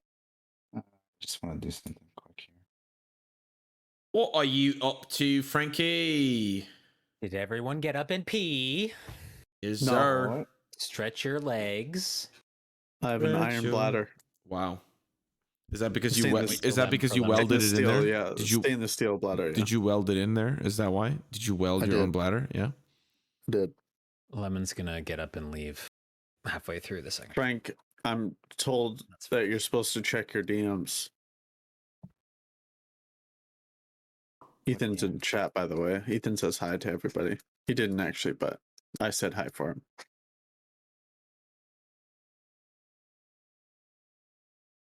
I don't know. Ethan told me to check your DMs. Yeah, that's dope. He sent me a thing. Bro, 3rd level spells are fucking dummy thick, bro. I'm waiting for I think 4th. There's a really nice one. No, but my 3rd are juicy. 3rd level spells are the first level, like the first level where you get some fucking like wacky shit. Yeah. Oh yeah. Yeah. I mean, I have some. Fireball. Some wacky. Not wacky. Fireball. Yeah, not that's true. wacky. I got counterspell. It's very simple. Like that. No, when I say wacky, I mean like Spirit Guardian's wacky. Oh, I see. Yeah, that is a Like 3rd this level massive spell. area of effect that can deal a fuckload of damage, but also can do absolutely nothing, but also is like weird in RP. Yeah. Yeah. Mamma mia. Bumbo. Mamma mia. That's what Lemon's RP. when he sees his mom randomly in Elturel. Mamma mia! Mamma mia! He's gonna get right into Bohemian Rhapsodies. Mama, I just killed a man. So many mans. I put a fireball in his brain. Just kidding, it missed and there was an axe in there instead. Mama, I just misty stepped.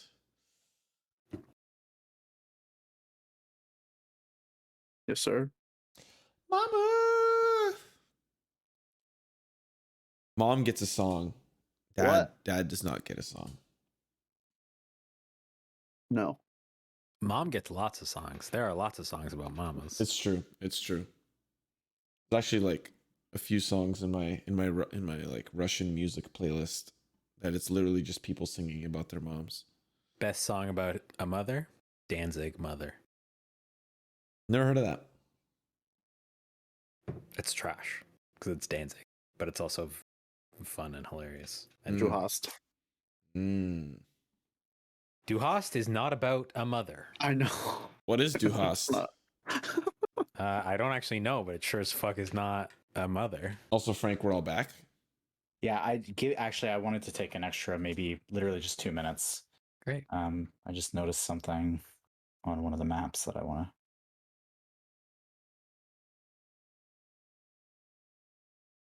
I just want to bring a little bit of awareness to the party. There's apparently an official English version of Du hast.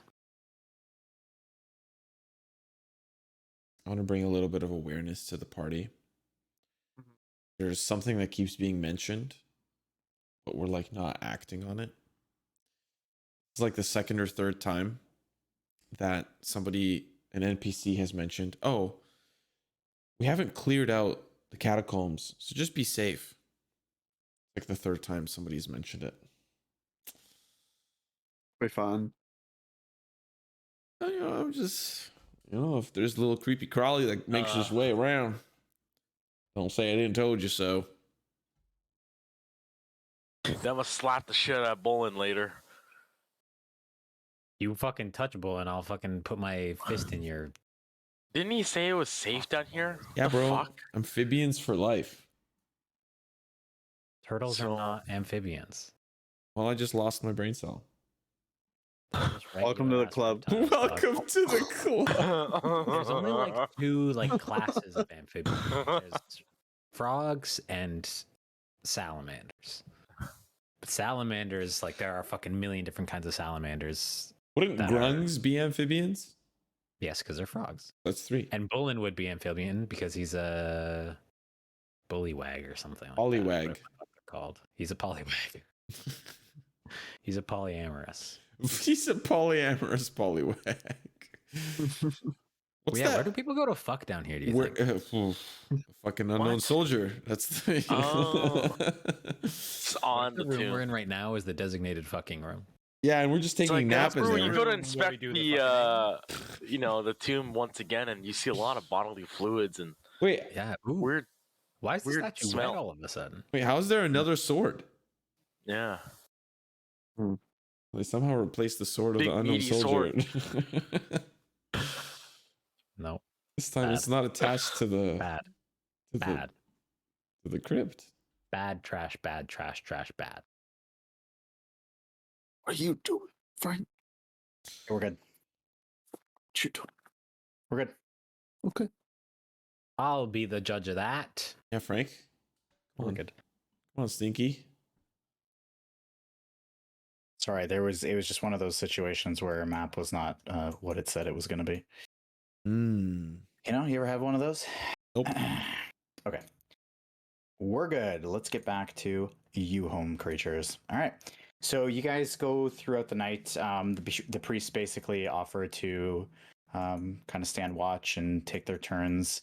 They seem to have been taking a liking to you guys, these 3 anyways, and My homies. they do their thing throughout the night. Buru, you notice after the first hour or so, the guard basically totally changes shift, where the 5 or 6 of them that were up then were replaced by 5 or 6 more, each taking their post. just keeping an eye over the group, and Bullen basically just chills up against that post the entire time. I don't see anything weird, huh? I mean, Feria is asleep, if that's who you were keeping your eye on, or at least from your perspective, she looks like she's sleeping. There's a reason why I chose this spot. Okay. Alright. So you're the only one awake right now. Oui. So, and if there's nothing else that you're doing, I'm going to basically push forward through the entire long rest. Mm-hmm. Okay. Just playing around the ring while I'm standing there. Okay. Now we will say that 8 hours pass. So Buru, you're actually going to not get the effects of a long rest. You are instead going to take a point of exhaustion. Fuck. And everybody except for Buru, you are going to make a couple of die rolls for me. A wisdom save, a dex save, a con save, a charisma save. Okay. So Some rubble hits your head, dex save. You are going to make so Yoll and Gantash. Yoll and Gantash. Let me see here.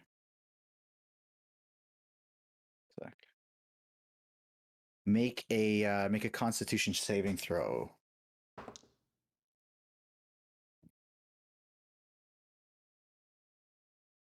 Sorry, one sec. Sure. Landlord. Yep.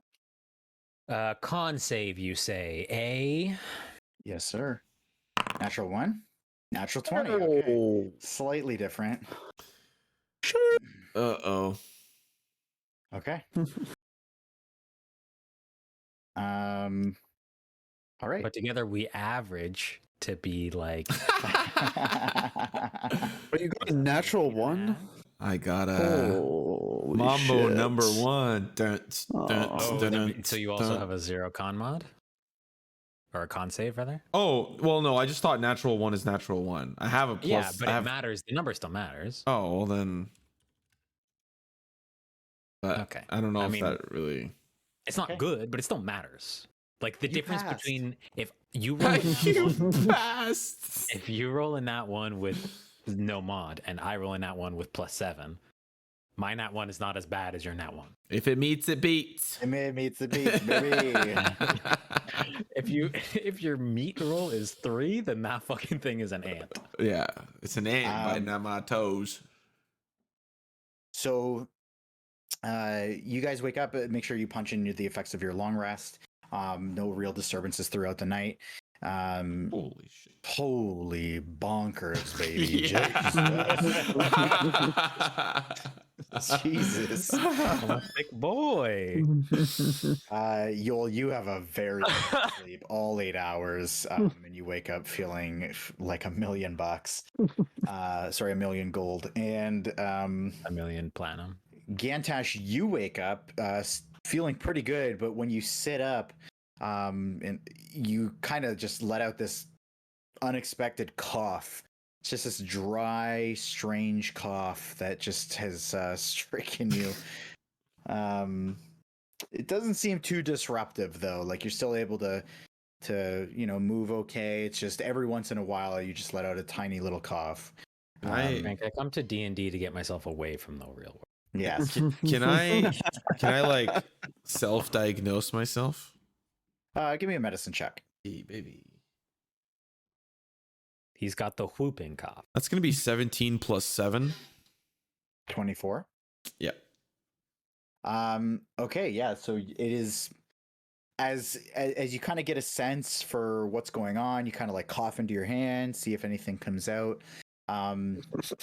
It just seems like a dry cough. It's really, really difficult to place exactly what it is. Like even a doctor would, for example, wouldn't be able to know exactly what they've got. But this definitely happened overnight. Like you did not feel anything like this when you were like before you went to bed, and it's a little persistent. Okay. Okie dokie.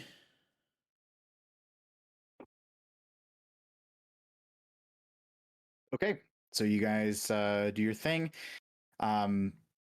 And basically, after all the guards shifting and everything like that, Buru, you notice that Bullen definitely stood his guard and stayed exactly where he was the whole night. He was in fact, other than yourself, he was the only other person that stayed awake the entirety of the night.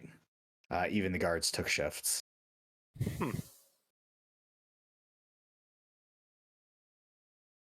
I actually want to go over to him. Okay.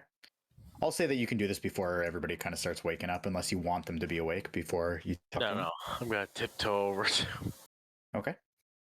And I want to have a kind of whisper to him. Sure. Bullen, or someone call him Sir Bullen because I don't even know who he is. Sure. Has anything ever happened down here? Anything attack? You know, seeing you up kind of makes me a little uneasy, even though it should reassure me. No, Lemon. No, nothing so far has happened down here. It's all upstairs. We keep a pretty tight guard over that entrance. They can't really figure it out, it seems like. And have you explored this whole catacomb? No. We've limited ourselves to this area. There's no need to spread ourselves too thin. It's kind of the mentality we've had. And nothing suspicious, to your knowledge. Not as far as I'm aware. Most of our efforts are just focused on finding more people, finding food and resources, and keeping ourselves as well kept as we can. Really, it's just a strategy thing. If there's no reason to spread ourselves over there, then what's the point? Okay. Understood. I'm just gonna go back to my little post. Okay. What I can give you, because you are just kind of chilling there, I can give you the effects of a short rest. I don't know what that would do for you, but you're basically standing still the whole time, so I don't see any reason why. You can use hit die if you need. You can use hit die, you can use and whatever else you would gain back from a short rest, you can gain that. Yeah, I literally don't need anything. Okay. The only thing I would say is just the attunement for that ring. That's all. Okay. So then I will not bargain for more. So then I would say, yeah, you're still taking the point of exhaustion, of course. Yeah, I did. Okay. I don't even know. Actually, I'm gonna let you surprise me on how that works, but I added the 1 to it. What the point of exhaustion? Yeah. You don't. Okay. Well, I'm gonna tell you right now because it's kind of a big deal. Yeah, there's no surprise. There's a lot of disadvantages. Yeah, you're That's not all I gonna really remember. Yeah. I was exhausted at some point this campaign, I think, wasn't I? I think so.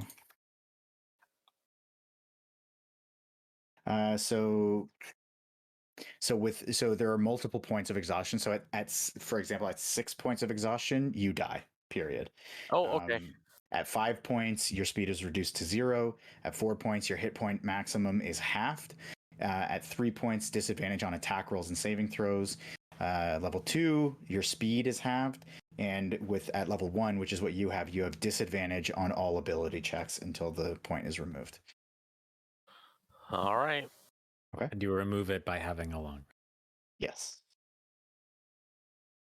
Okay. By the way, Lemon, the boat hasn't been singing for a while, so. So sorry. It's actually rewatching or listening to some of our stuff while I was building the room today, and the ambiance is kind of nice. I like it. Okay. There you go. So, yes, go ahead, Silas. We're all waking. Actually, I'll do it later. Go ahead. Sorry. I'm so sorry. Okay, so basically, as you guys start coming to, Gantash, you wake up with a cough, which then kind of has a little bit of a snowball effect, waking up Silas. Yoll kind of rumbles up, and you guys look over, and Ulder has been the whole time just kind of like fingers underneath, but his energy is clearly waned as he's, instead of him like frantically pulling at it, he's just kind of like head down, still pulling at it, but the words coming out of his mouth are still at like a just a normal speaking level.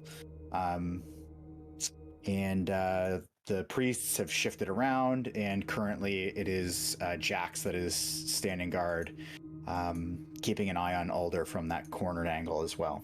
But Ulder has really not moved from his spot. Buru, you notice Feria start to stir as well. She gets up pretty quickly as everybody else is coming to as well, and she just steps her way through the crowd and just pauses in front of you and looks at you. Did you have a good rest? I did. And now we have work to do. And you don't look like you've rested at all. I'll be fine. So be Seeing these people at rest is it's a good way to meditate for me. It's nice seeing this. Hopefully we can change this soon. We'll see what Ravengard has to say. And then I'm just gonna say, shall we? And point the direction of where everyone else is. Just says, follow me. You seem to be good at that. As I As- fucking hate her. Yeah. I hate her. as I wake after I self-diagnose myself, I'm just gonna eat a ration for the This day. bitch. Okay. And you do wake up pretty hungry. And as you bite into, the breads, the salted meats, and basically everything that you've got, it all tastes the same. It all tastes like just something that's been burnt to a crisp. It doesn't have the same texture as like coal or anything. It still retains the texture, but it just tastes like burnt ash in your mouth. I'm just gonna let my facial expressions kind of just like keep eating it, but I'll just like very visibly be kind of like befuddled as I'm eating this, and just keep chowing down. And you guys see Feria enters the room looking just as energized as when you last saw her. And she turns to look at Ravengard and looks around the room as everyone's kind of stirring. She just says, today we wash Torm's light over Ulder Ravengard. Who's coming with me? I'm gonna get up, but I'm not gonna say a goddamn word to this bitch. I'm gonna get up as well and say, "Hail Torm, hail the true Feria. What exactly will you be performing above?" We will be performing a ritual. And I need those who believe in Torm truly and deeply. I need their hand. What kind of ritual? And listen, Feria, the only reason why I ask is because we know that upstairs is not clear. There are devils that linger. So I need to know, what kind of ritual will you be performing? We will be performing a prayer that is meant to cast out a demon. Admittedly, I've never performed this prayer,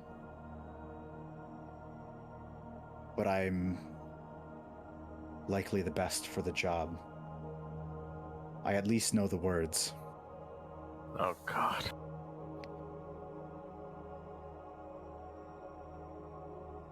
I'm gonna brush past her and go, well, at least you know something, and pick up Ravengard. I know Torm's grace, Tortle. Priests, let's go.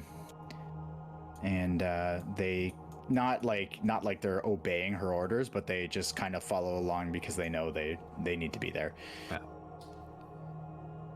I'll kind of ask.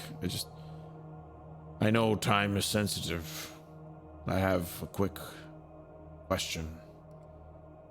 Where do you keep your rations for the people? And Jax just turns to you and goes, just kind of like shakes her head. We don't keep any rations. They've all been eaten. Seltern has been the one feeding us for the last day.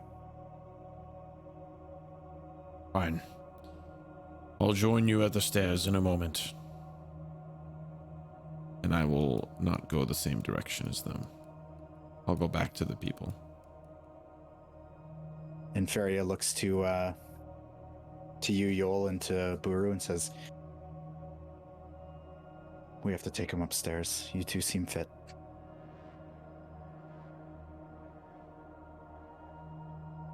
I'm just gonna look at her and go, excuse me.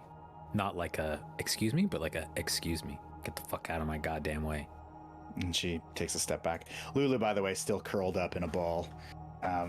Literally looks like a perfect sphere, the way that she's got her like legs kind of like squished in, and she's basically laying on the flat parts of her feet, and everything else is just kind of curled in. Her tail's curled in, her ears are curled in, the wings are wrapped around. She looks like basically like an unwrapped Ferrero Rocher.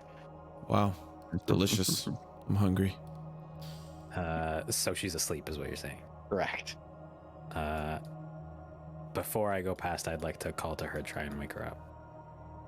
And you see like a little wiggle, and the wings kind of fan out, and she turns around and lets out a little yawn, and the little nose draping, she flies her way over to you and kind of curls back up. Groove. Oh, Yeah, sorry, your internet just shat itself for a sec. What'd you say?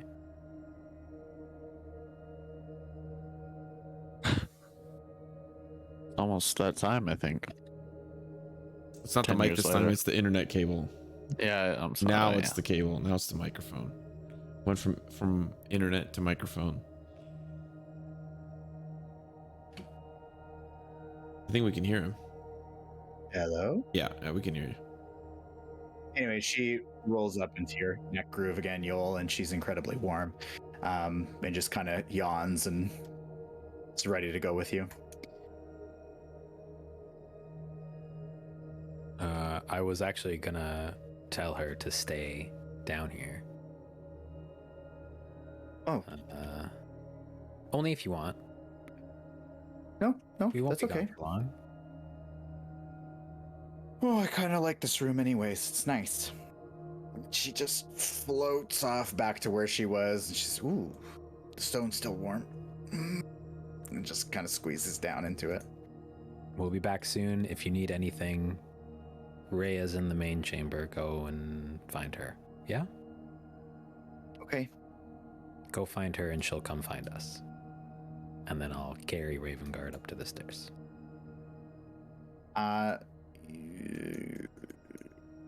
Is there anyone else that wants to do anything in that room before you guys step out?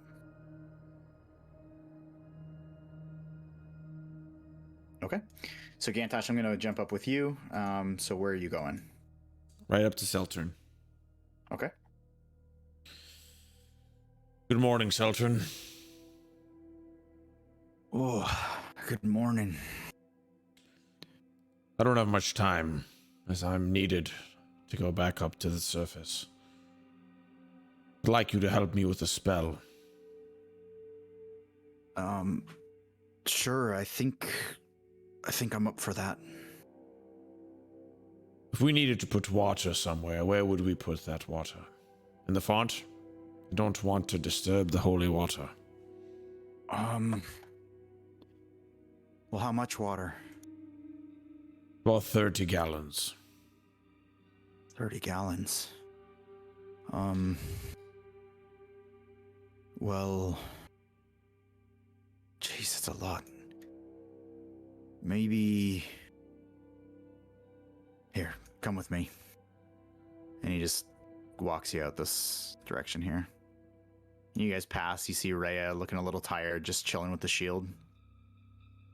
And he brings you down here. Down this way. Jesus Christ. As we were walking, it's like, is this safe? You've been down here? I have, not many others. And he just points you over here to what's south of you, which is basically, it looks like basically a dried up fountain. Okay. This entire back section here, it's 20 feet across. It's pretty huge. Okay, Saltern. You ready? Sure. What are we doing? Just grab my hand. All right. And he just kind of willingly goes for it. I'll close my eyes and say a prayer.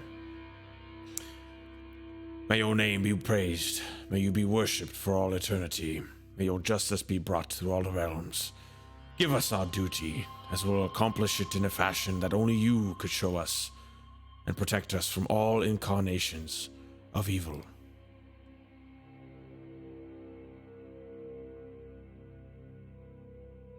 And I'll cast Create Food and Water level 3. Whoa. Okay. And when he opens his eyes, it creates 30 gallons of water in the dried up fountain, and at the foot of the fountain, just like in front of it, it'll create 45 pounds of food. Oh. Wow. Wow. Okay, that's cool. I have not looked at that spell. One of my favorite spells in the entire game. That is fucking cool.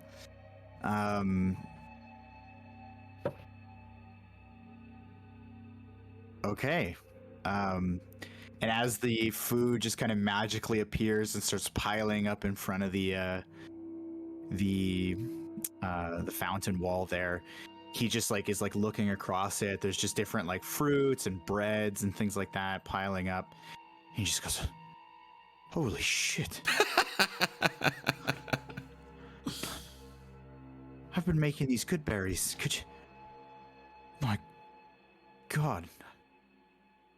If I get back in one piece, I'll make sure to try to show you this spell, but make sure this gets to the right people, and use the water as you need. This is not holy water, so anyone can use it. Right.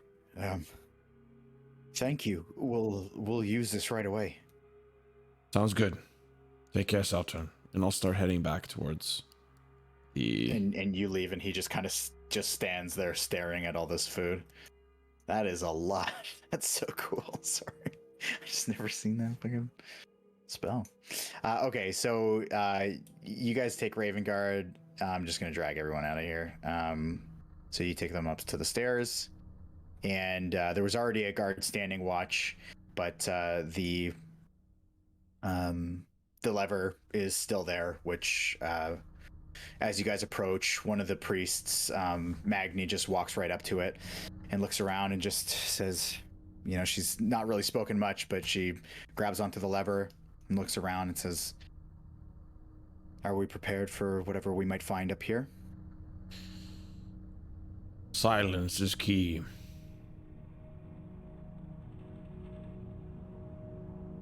Barrier turns around and says, "As is speed. Pull it." And she pulls on the lever, and you can see at the top of the stairs a panel at the front just pops open, and you can see your way up to the upper level. Send the owl first. Sorry? Talking to Silas. Send the owl first. Silas, you're muted. Classic. Sorry. Classic. I will send my owl. Why can't I detach him from my... There we go. Okay. So you send the owl up, and as you scout around, let me just see the distance you can travel here. 100 feet. 100 feet. Sorry, I'm just gonna get a little measuring tape. Okay, so you are actually able to scout out every area. You can see that there's definitely been somebody else up here, given the state of things. A lot of the curtains had been pushed open, and that is definitely not how you left it. Are the crabs still up on the balcony with that one dude? No. So for the most part, you can see that nobody is up here. But you do see that there is actually a human standing in pretty tattered clothes, holding some sort of weapon out at the front steps.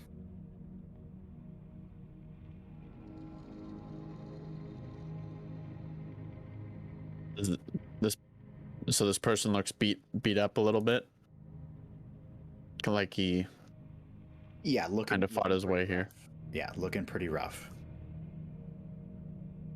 I'll bring the bird back and I'll say to the group, it's not the way we left it. Someone's been through here. And I don't see the crabs anymore. I don't see the people up on the balcony. But there is a human at the front door holding a weapon, and he looks pretty beat up and tired. I couldn't tell if he was I couldn't tell if he was an enemy or not. I find it unlikely that we'll find human enemies down here. It's a good point, Yoll. It might be worth saving him. Especially if he's a follower of Torm. Oh, Buru ran into somebody who was friendly at first. Oh, Let's get this over with. Let's go. be wary of those who trade their souls for, or their freedom for soul coins. I'm just gonna slap the satchel that's on my side that has that coin.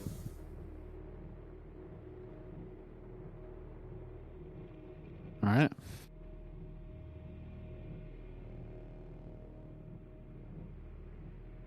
If no one moves, I'm going to start pushing past people with Ravengard in my arms. Yeah, well, Forcing the issue. Yeah, we're moving. we just have to wait. Why So you can't guys make your way up? Yeah. Yeah. Yes, sir. Oh, it's lagging. Yeah. Yeah, Frank's internet's a bit fucked. Is it? Yeah, your camera is like flickering in and out of goodness, and since you're hosting the server, it's just a bit fucked. Let me see if there's something I can do about It's mostly that. fine. It's your... It's funny actually. The thing that made me, oh wow, yeah, I guess so. The thing that's made me actually want to replace my mic is I'm realizing that when the cord wiggles, it actually affects like the processing of the computer. It's really bad. Yeah, because it's it's your motherboard. identifying and unidentifying drivers. Yeah. And it's assigning default audio inputs and outputs every time it comes unplugged and replugged. Yeah.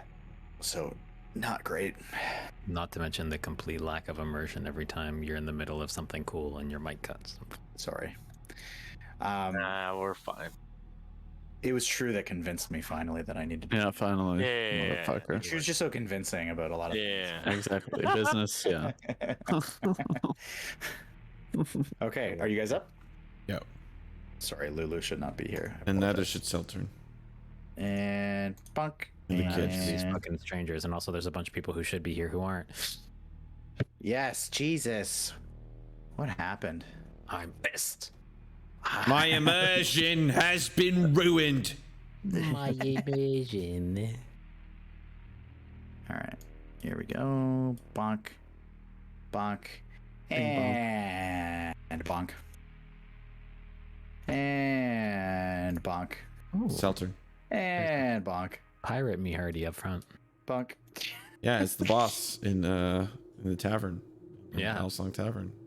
The guy that I pushed down the stairs. It looks like he's the devil now. Amazing how your perspective can change with a little bit of experience. Just picture that we're sitting together, and I only have so many minis to use. Okay, that's what I want you to think. Going to my notes to see what his name is. Blackbeard? Jesus, I forget his name. Yeah, me too. I didn't write Wait, it the down. guard? Probably have it in my notes somewhere. The day one, the first guy you ever fought. Oh, Oh fuck. no, my early notes are on my other computer. What's insane is I have the name of the guy who was chained up and the tiefling beside him in the bathhouse, but I don't have the name of this first boss.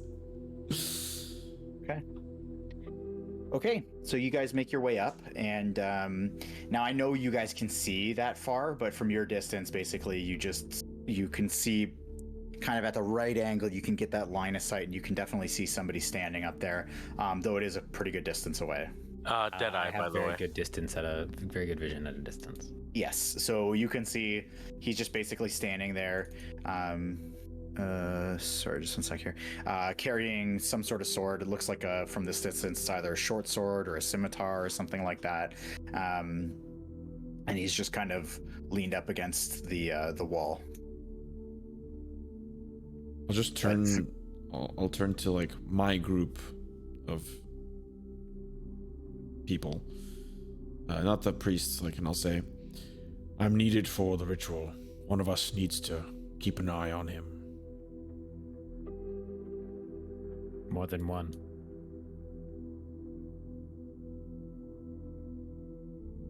And then I'll gesture with Ravengard in my hands. Where do you need him? Aria just goes this way to the altar. She moves her way.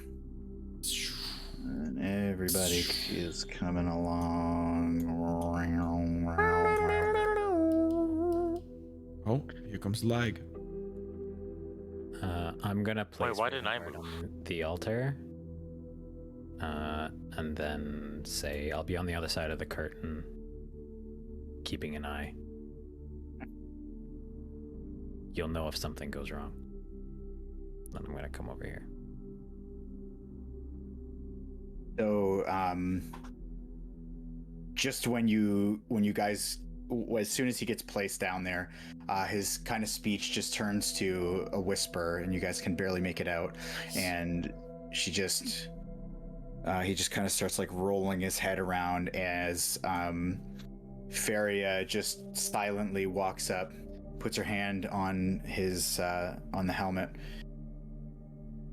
and just looks around and says,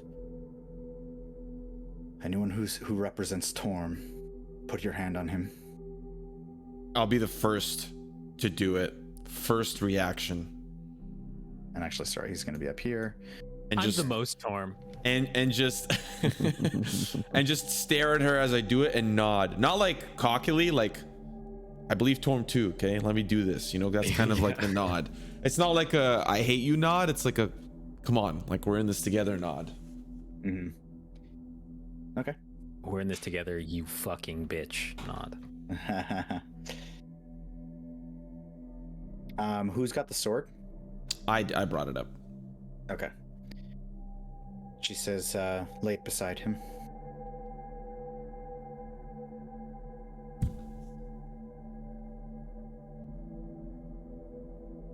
Okay, you only have to do it once. Frank's not saying anything. I laid it down. I acted it out. And she says, okay. And she just starts reciting this this very, very strange sounding prayer. And as soon as she starts speaking, What language her is first it? couple of it is in Celestial. Sick. So she she kind of like grabs on, and as she starts speaking the first words, the helmet starts to glow, her hand starts to glow, and you can see this, like she closes her eyes and you can see her like face kind of twisting up as she's just trying to spout the words out, and just this light starts beaming out of Ravengard's eyes, and at that I need you to make a religion check for me. Who? You. Sorry, Gantash. Fuck. Every time you say you, I'm gonna kick you in your balls. I'm so sorry. Because you do it all the time. I know. And it's so annoying. Two plus listen, man, 5. there's a lot. 2 plus 5. 2 is You're ruining my immersion. I think you look at me all the time. Okay, so as this prayer is going off, Gantash, with your hand on Ravengard, you start trying to kind of get in and helping to recite and sending your love of Torm through Ravengard. But you two start to kind of feel that same discomfort that it looks like Feria is feeling when all of a sudden this just kind of blast comes out from the helmet itself. Make a Constitution saving throw. Oh, that ended up really well earlier. 12. 12. Okay, so this blast comes out, and you kind of maintain your focus, and you're able to just kind of shrug off the energy that's flowing out of the helmet. You can see the sword starts to illuminate as well, and everybody starts to try to get involved. The priests get involved. You're getting into it, and Feria basically trying to hold on starts screaming the words out, and with the last final word just rips the helmet off, and the sword just kind of vanishes in this burst of light, and Ravengard himself just sits up, breaking all your hands off of him with just a huge gasp, and just kind of sits there in shock, looking around as Feria whips the helm across the room.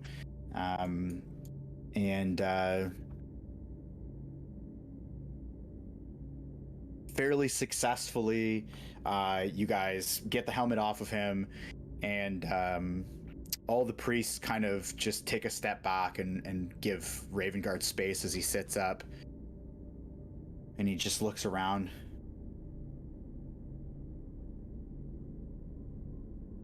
Where am I? My hall. Wait. Yes, I see that. Now,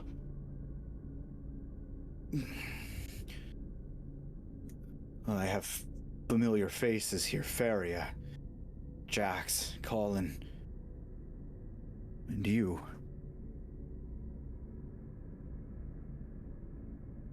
Are you Gantash? You used to live here. I used to serve here, yes. Good, another follower of Torm. We can use you. And who is that boy? Silas. He's a part of the team that rescued you from the cemetery.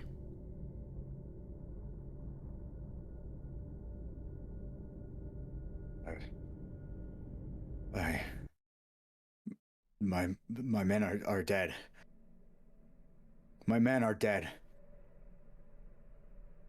Extremely.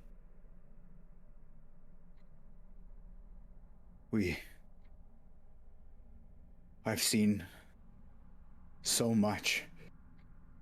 Torm was trying to speak to me through the helm. And some force got involved and took over. He was fighting to make me see things. We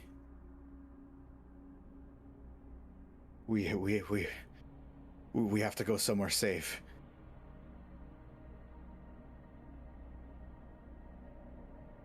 And that burst of light kind of filled the space a bit. And Yoll, as you're watching, you see the human that was outside kind of saw this little flash on the stone wall above him, and he turns around to look inside, and he just starts making his way inside.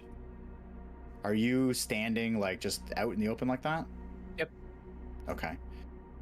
And he just starts making his way across just directly towards you. When he gets in like normal people vision range of like discerning features and gestures and stuff, I'd like to beckon him over. You'd like to, sorry? Beckon him over. Okay. Give me a perception check.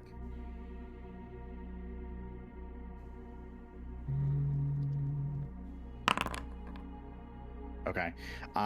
You can basically catch that he is just kind of like mumbling to himself. It's pretty indistinguishable though. And he gladly like kind of accepts your invitation, makes his way across. When he gets within 20 feet, I'm going to put my arm up in front of me. Okay. Signaling to stop. Okay. And as he stands there, like you can see now he's just holding a scimitar at his side, and he's like wavering back and forth, and he's just kind of like staring at you wide-eyed and just mumbling just random assortments of words that just do not string together into any semblance of sentences. Drop your weapon. And he pauses for a second. Just keeps swinging back and forth, just mumbling to himself.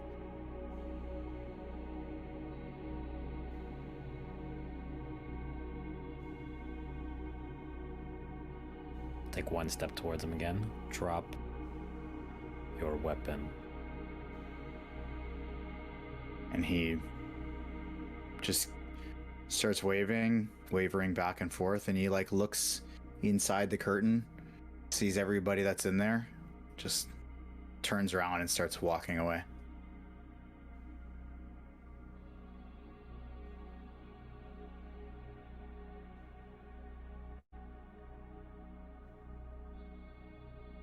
I can't let him go. Sure. I don't think I can let him go. I'll let you tell me where he would have gotten to before you made that call. I don't think I would probably have caught up with him around here, I would guess. Sure.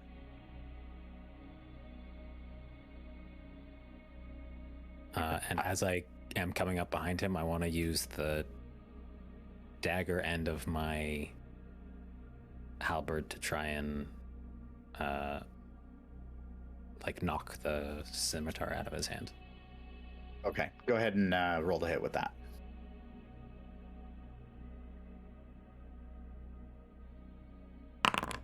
Holy Jesus. Okay.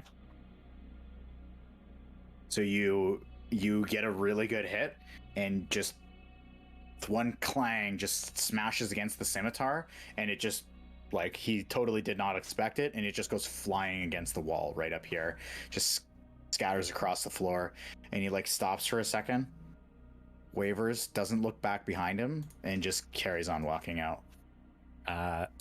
As soon as he even motions to start taking a step, I'm like jumping on his back and grabbing him. Okay. Roll a strength check.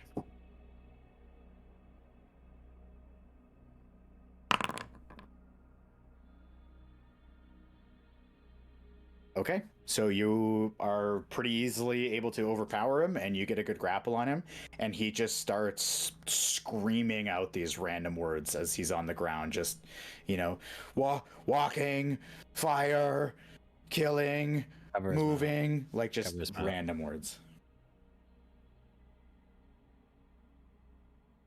I'm going to try and cover his mouth. Okay. I would say with him grappled, you're able to do that. He just lets out those 3 words, and you're able to cover up his mouth. I want to try and flip him over and effectively straddle him. Okay, roll for jujitsu mount. I just rolled a strength check. Athletics? You gotta slide the knee over the belly, you know. You gotta... Actually, you know what? Yeah, that's fair. Athletics actually is a good fit. Oh, great, because that's +7 instead of +4. Yeah, no, that works. He actually kind of fights you off on it. Like, he maintains his position down, but you are able to still hold him. You realize that this guy is actually a lot stronger than what he initially had appeared. And as he's down on the ground, still mouth covered, you see another random guy. You look up through the curtain, and you see another random guy, and he just starts walking his way towards you. Looks the same? Like same vibe? Looks same vibe. Obviously not like a twin as the token would indicate, but same kind of vibe, same weapon, just moving his way forward towards you.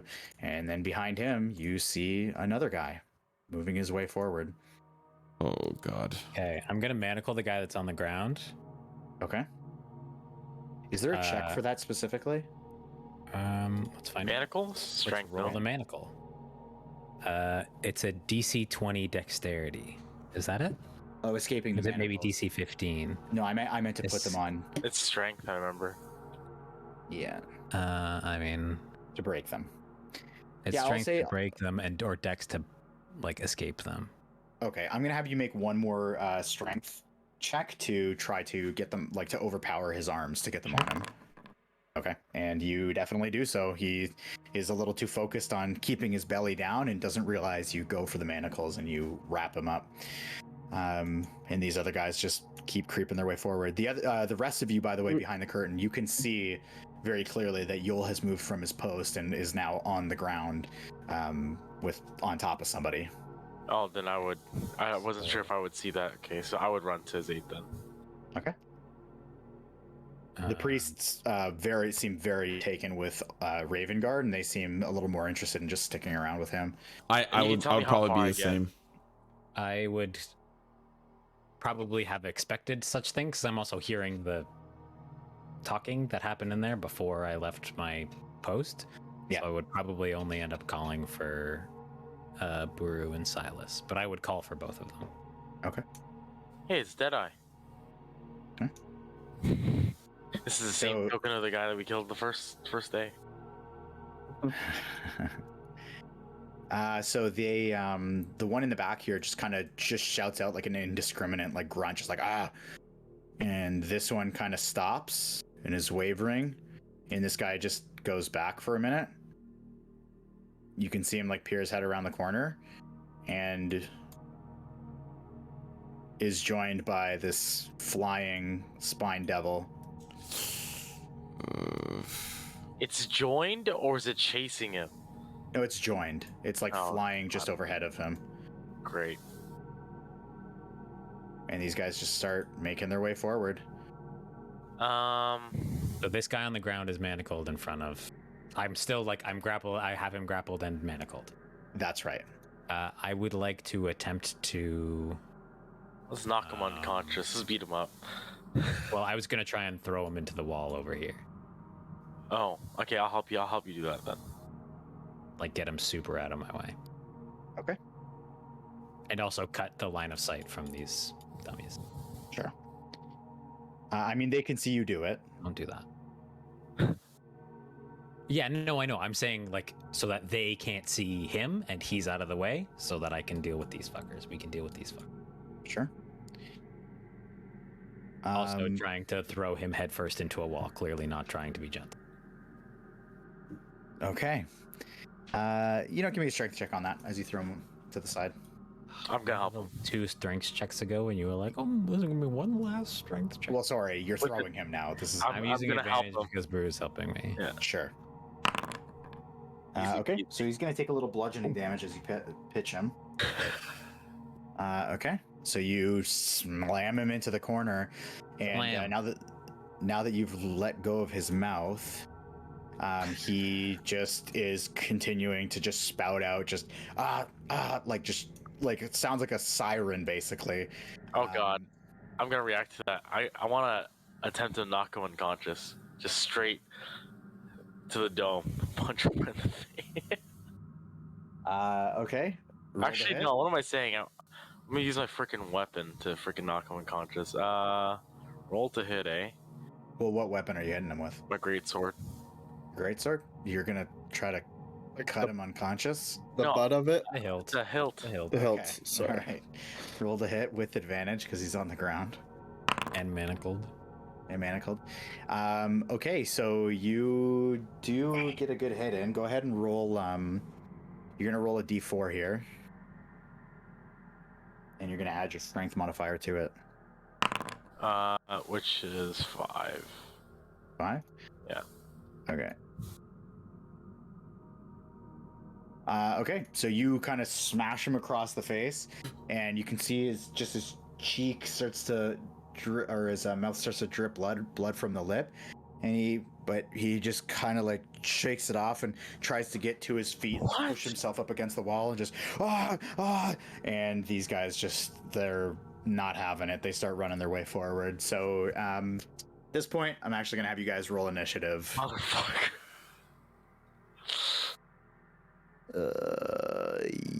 Yeah. This combat. Okay. Yeah.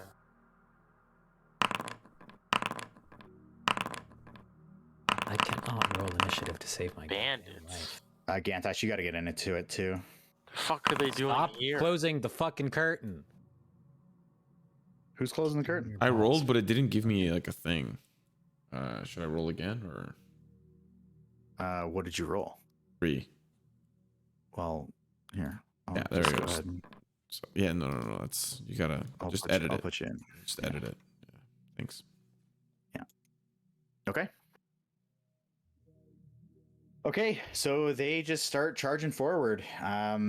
They're not happy to see their friend getting beat up here, so they just charge in, screaming indiscriminate, crazy crap that just echoes throughout the hall.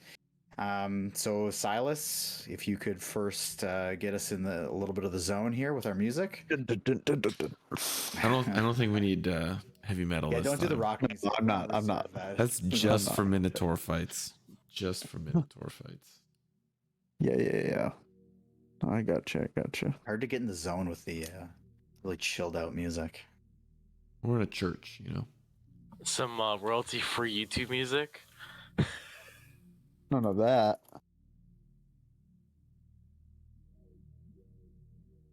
There we go.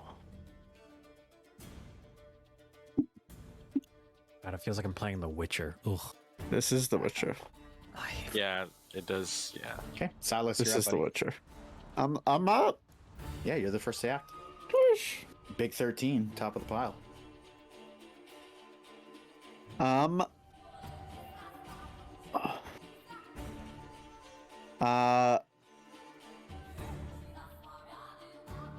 gonna cast Firebolt on the Spine Devil. Okay, let her rip.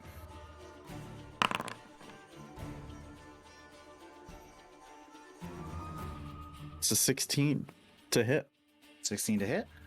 You have a plus Ah. 8. How do you miss so many spells with a plus 8? I don't know, brother. So you whip. You have the range for this, right?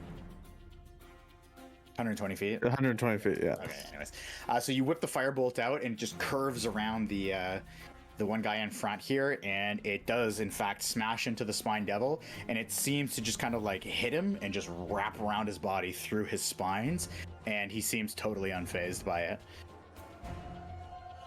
Fine by fire. Gotcha. Sacrifice. Is there anything yeah. else for you, Mr. Silas? No, sir. That is it.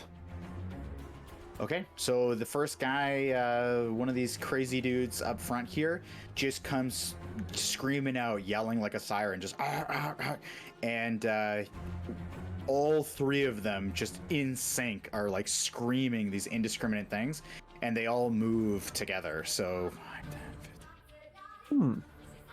What language are they screaming in? it's literally just totally. It's like Just mad. gibberish? It's Sims. It's just gibberish. This guy he like pushes his way up the wall, wraps around the front of you. This guy charges to here. This guy charges whoop, whoop, whoop, whoop, to here, and here. Oh, flanking? So this guy here, as they've kind of wrapped themselves around Buru, the first attack here is going to go out as the Great. guy who's made it up close to you is going to attack you with his scimitar. So let's take a peek. Oops. What that's going to do. So that is a big 22 to hit. Yep. Okay. And you're going to take a big 1+3 slashing damage. So 4 total slashing damage. And he is going to swing again with his scimitar for the same thing, 22 to hit. And 9 slashing damage. And then he's going to, with his other hand, pull out a dagger from his belt. Wait, and what? with a dirty 20 to hit. Uh-huh. Jesus. He is going to stab you for 7 piercing damage. So just slash, and then pulls out a dagger and stabs at you. So for 3 hits, basically. Next is going to be our spine devil friend, who is just going to work his way up, and with the curtain wide open from here, he is actually going to eyeball Silas, who whipped out that fireball. And he is going to...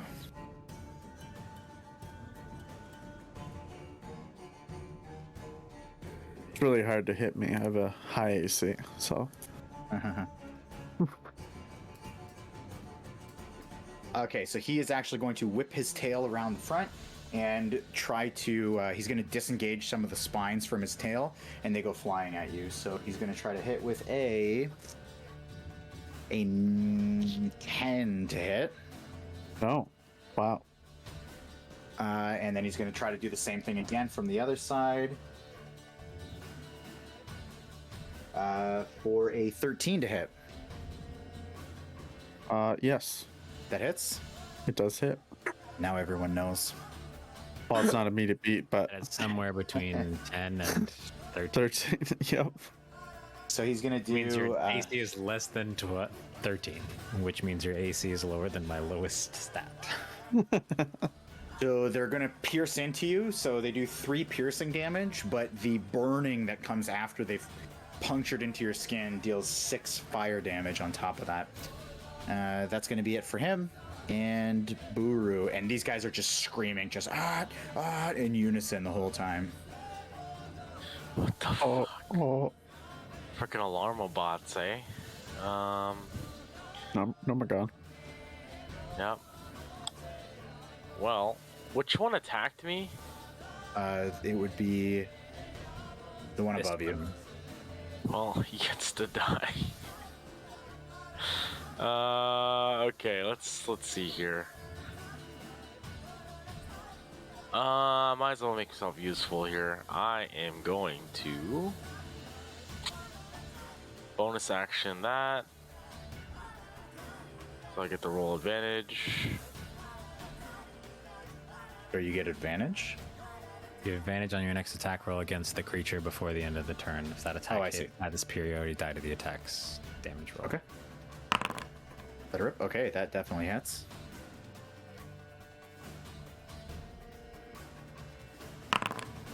Okay. I'm gonna re-roll the 2 real quick.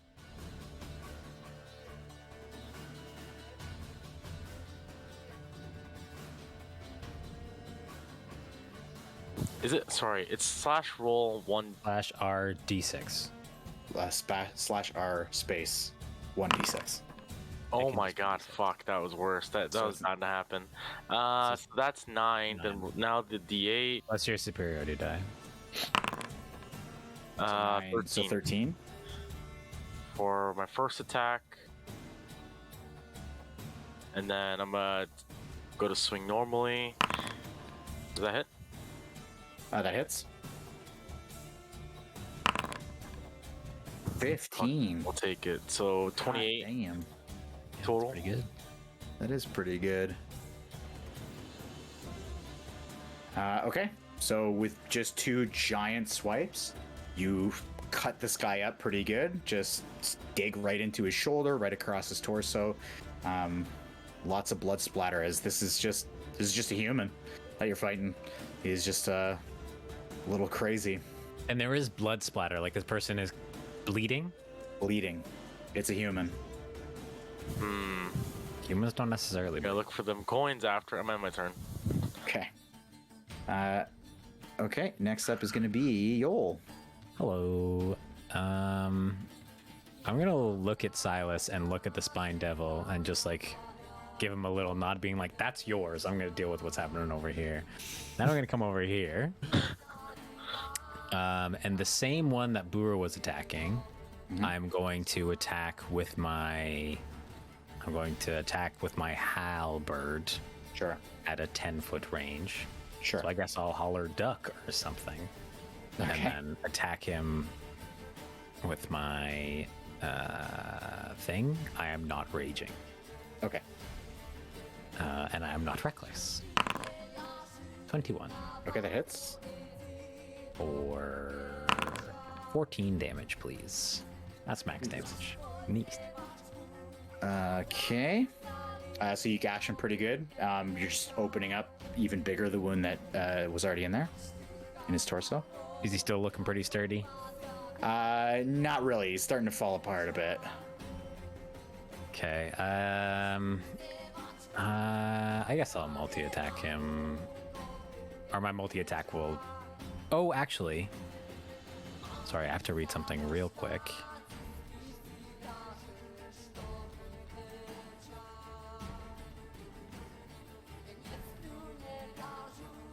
Doesn't say anything about the same target. Okay, great. I will multi-attack the same guy. So I will attack him again. For an 11 blows. 11 to hit does not hit. Okay, and then I'll pull our master. Okay. So at disadvantage. Yes. 13 13 does not hit. plus. Okay. So you get a good gash, and then the next follow-up attack just whiffs over his head. As even though they're screaming, they're still cohesive enough to have their battle senses about them. That's it. That's it. You're gonna stand your ground there. Standing my ground. Okay. So next up is going to be this guy on the left, who is going to attack Buru with advantage this time. Who does not have a weapon and is currently bound. I forgot that was that one. So he is going to jump up and try to kick him. Sentinel, please. Oh, fuck. Go ahead. I would like to, but since he's within 5 feet, I'm attacking him with my, though it is an axe. Sure. God damn. 10 does not hit, so he jumps up with his arm. Oh, I have advantage because he's bound, right? Or no, he's not. He's not prone. The advantage would be if he was on the ground. Yeah, so he jumps up, you swing, he just goes. Microphone. You got hit with the internet apocalypse. It's okay. My last 3 attack rolls have been 3, 6, and 4. So That's because you're not reckless. Okay, we're good.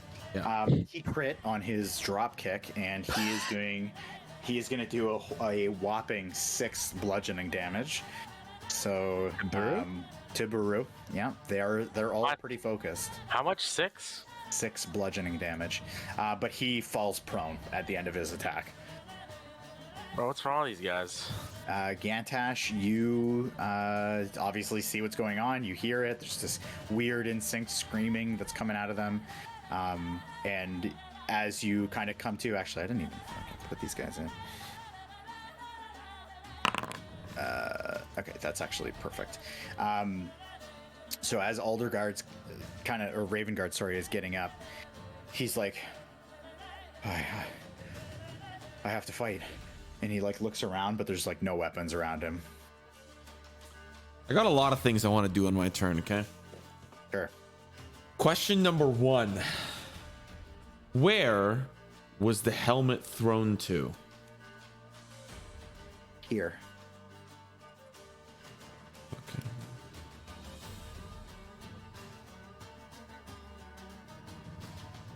Would giving him a longsword be an action or a bonus action? Bonus action. Okay, so what I want to do this turn is give him a longsword. You just have a longsword? Yes. Oh, okay. Pick up the helmet and start closing the curtain. So I'm imagining one of those things I won't be able to do, right? Because well, your distance likely. Oh, because I would have to dash. Okay. Yeah, I'm gonna say though, if you're running over there to pick up the helmet, I'm gonna take your action too. Okay. Because you're handing a longsword, you're running over there and picking something up. Okay, so that's what I'll do, and I guess I'll kind of shout to the people,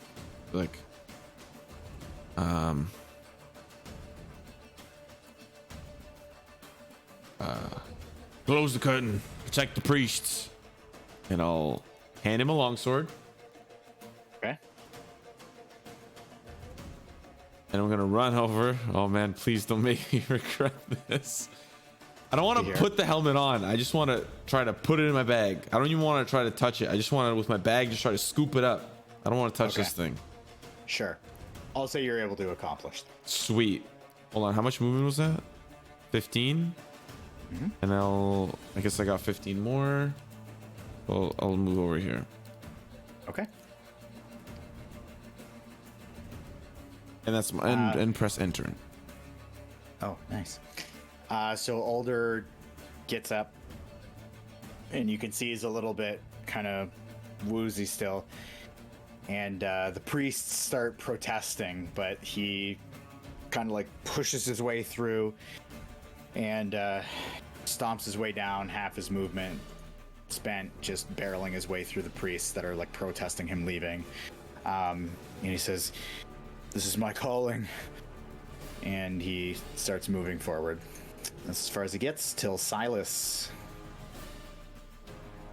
My turn. Yes. I'm gonna cast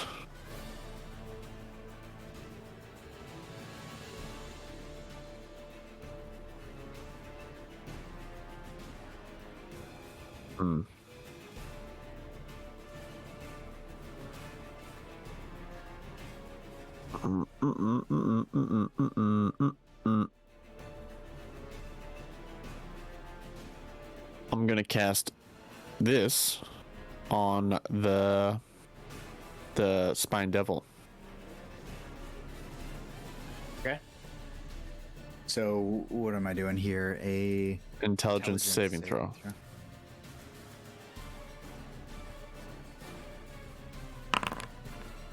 Ooh, that was nice.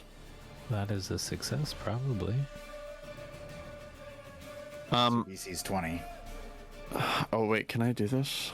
Wait 1 second. No, my DC, my spell DC. Target takes No. half damage still.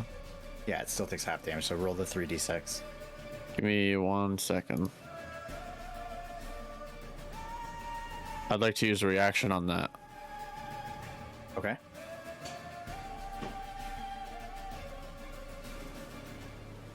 Actually, no, I wouldn't. No, I'm fine. Roll half damage. Roll 3d6. Roll 3d6.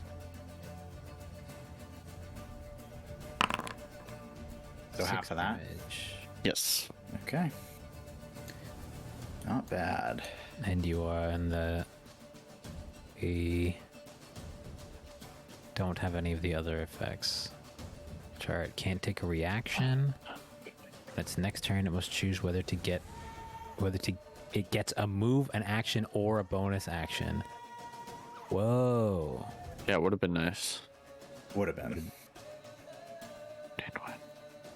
I'm also going to move over here. Okay. Taking the owl with you. I guess. Yeah. Yeah. Okay. So Just with me. Okay, so you can see it kind of reels in pain from that, and it actually looks like you really set it off as it lets out a bit of a screech. And next, is that your turn? That's my turn. I like how you've put me directly in the line of fire when doing it. You're the shield, brother. Hey, you please deal with that while I deal with these three guys over here with Buru. Okay, let me just antagonize it and run the fuck away. Okay, so this guy is going to be attacking Buru, starting with his scimitar attack for a 13 to hit to start. Big negative. He's gonna swing again. I'm gonna boss fuck that guy. He's gonna. Holy shit. And then for a 12 to hit on the second one. So it misses. So let me These do are it. with advantage, by the way. So I'm gonna attack him Okay. on the first attack. After the first one, okay. Sorry.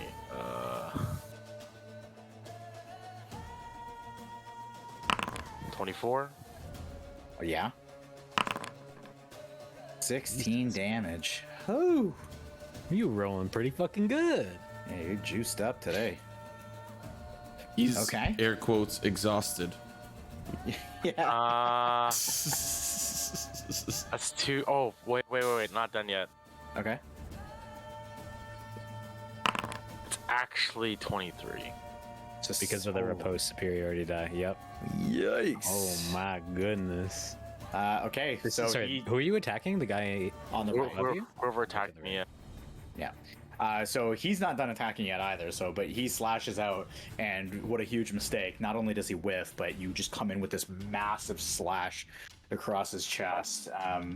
Holy! I rolled 6 dice, and the highest was an 8. So he misses on this one too. It's an 11 to hit on the dagger. So this guy is just absolutely whiffing. That was an absolutely atrocious series of rolls.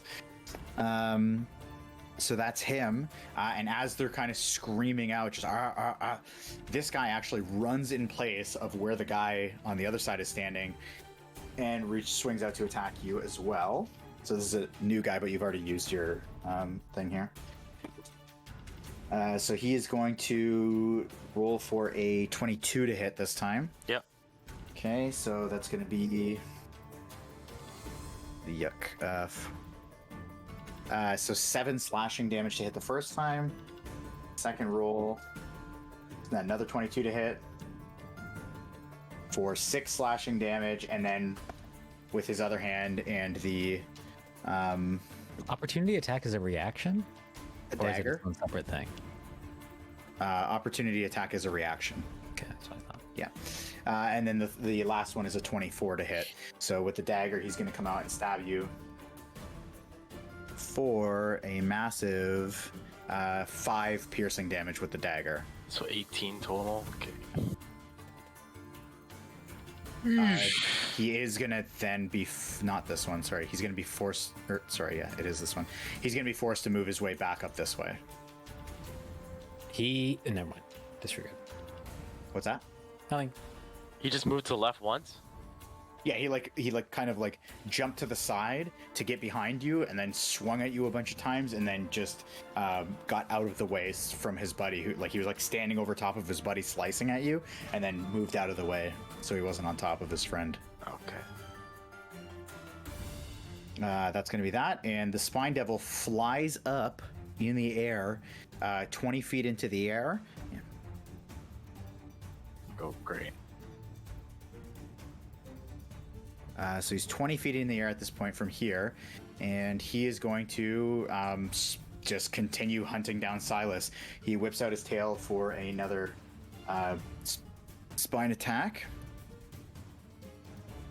for a massive 9 to hit, I don't think that hits.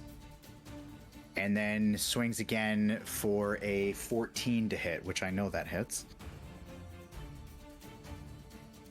And that's going to do 4 piercing damage and 2 fire damage to you, Silas. Yep. As he carries on hunting you. Buru, you're next up. The one I was originally attacking is which one?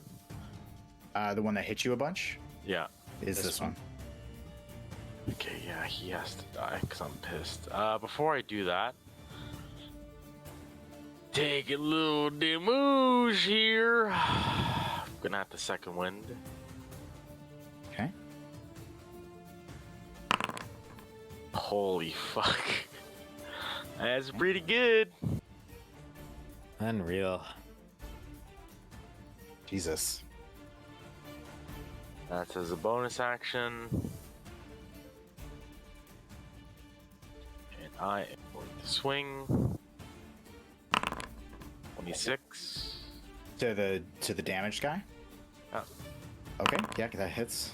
Woo! Fuck, Okay. man. Can you roll a little less good, please? So you just come with this huge raging, not raging, but a huge slash across, cuts him straight across the thigh and then up through the torso. He is just mashed up in his chest and stomach, and he looks like he's basically ready to go down, but still stands. Alright, I'll help him out. There we go. Jesus. And here it comes. Okay, you can describe how you do this. Well, the sword's still inside his chest. I'm just gonna twist it the other way and have it come out the other way. Almost Other like you're direction. carving a Zorro sign. Yeah, pretty much. B. Boro. Okay, you marked it with a B for Yoll and you, and he goes down. So the kind of consistent just gets a little bit quieter. So we're gonna. Where is he? So we're gonna plus dead to him. Is that it for you? Yeah, I can't do anything else. Oh yeah. Yoll? This one's on the ground, right? Correct. And it's still making the fucking screeching sirens? Oh yeah, it has not All stopped. right, I'm putting my axe in his throat. Okay, you get advantage regardless. Yeah. Oh, I guess I'm putting my halberd in his throat. How's a 26? 26. Oh yeah. Yeah. Simply a mere 8 damage. That was a D10. I don't know if you intended for Yeah. that. Okay. Yeah. Um. Because I intend to pull our master. Oh, I see. So 8 damage. Okay. And I Still looking will- pretty okay, but definitely bleeding out. Another one? That Ooh. hits. Gross. Ew. Gross. You keep getting these. Okay, so you're slicing them up. And then I'll pull our master. Ooh, that's a crit. Ooh. That's Is the that wrong one. disadvantage? The wrong one to crit on. What? You rolled that. Oh. Oh, I rolled so it you- at Well. advantage. okay, I Oh, but my haven't- first I roll was haven't a looked. 20. I haven't first looked. I roll's was a going to 20. take your first roll. First roll's a 20. Okay, we'll take the crit. Nice. Okay, so Oh, that's really good, actually. but the crit. So the damage here is D4, so it's 2D4 plus 4, Correct. which is like the worst thing to crit on. But you know, whatever. okay. And damage. That's not bad. I mean, that's better than your regular hits. Shut up. Okay, so you just it's like you're sweeping a broom. Basically, you're just slashing at this guy, and every hit hits cleanly. And this guy definitely starting to look worse for wear. Tons of blood pooling out around him. Anything else? No. So I End have the turn. ended my turn. Okay, so he is going to just kind of roll his way up to his knees and stand up, and he will again just jump up and try to drop Attack kick. Buru? Yeah, What the fuck is wrong with this guy? Sentinel. Sentinel. And I would like to attack him recklessly because I'm getting annoyed. Okay. Can I do that, or do I need to be reckless? I don't remember. On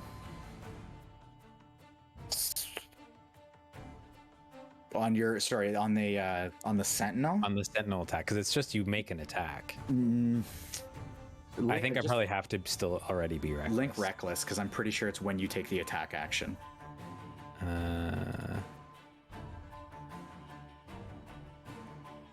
Oops. Hello? There we go. When you make your first attack on your turn, you can decide to attack recklessly, yeah. Doing so gives you advantage on melee weapon attacks rolls using strength during this turn, but also attack rolls against you have advantage. So during this turn, which is this turn cycle, so when I make my first attack, that attack has to be reckless, so I am Yes. in the state of reckless, and then my Sentinel can be reckless, my Polearm Master can be reckless, and my multi-attack can be reckless. Because it's all attacks this turn. Or maybe my Polearm Master can, but my Sentinel probably can't. Yeah, I'm gonna read that later, but you definitely can't do it with Sentinel. No, but I can attack him like a regular ass human. Yes, you can do that. Oh, fucking Jesus Christ, bro. Okay. So he again just jumps up, kind of catches you off guard. You sweep underneath him, and he attacks you, Buru, for an 18 to hit. Yep. And he's gonna attack you for a giant 2 bludgeoning damage, 1 for each foot, as he drop kicks you again. And you kind of just make a little stumble. This guy is sandbagging so hard right now, bro. Gantash. I'm gonna push forward, and as I stop here, oops. I'd like to use my action, and I guess bonus action, close the curtain. Okay.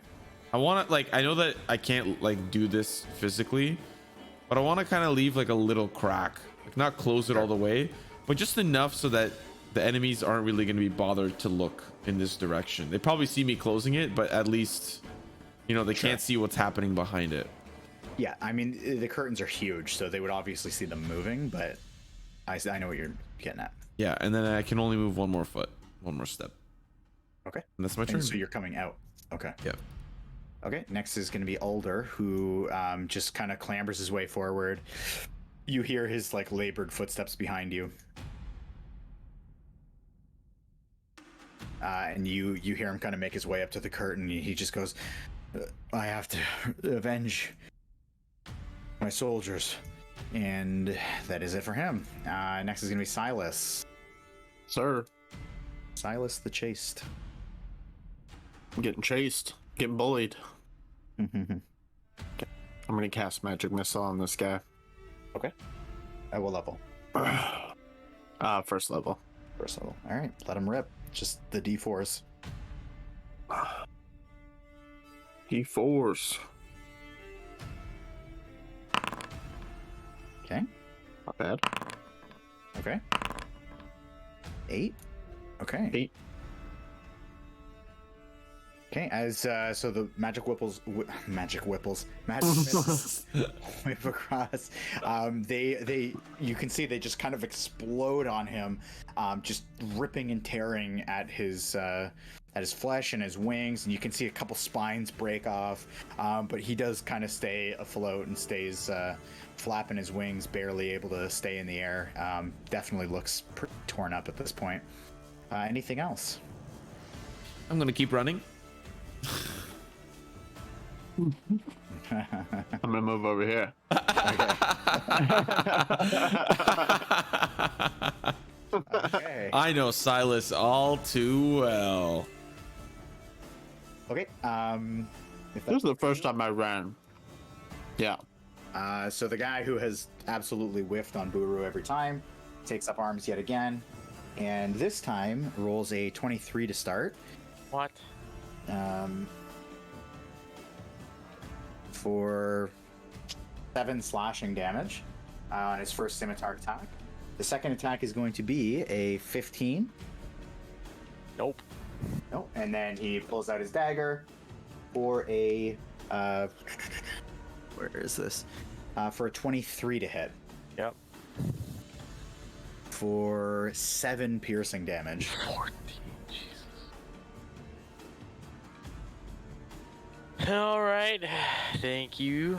And at this, the screaming continues, and they, in unison, just move up and over. No opportunity attack. Yep, which one? The one who just stabbed me. Didn't one drop kick and fall?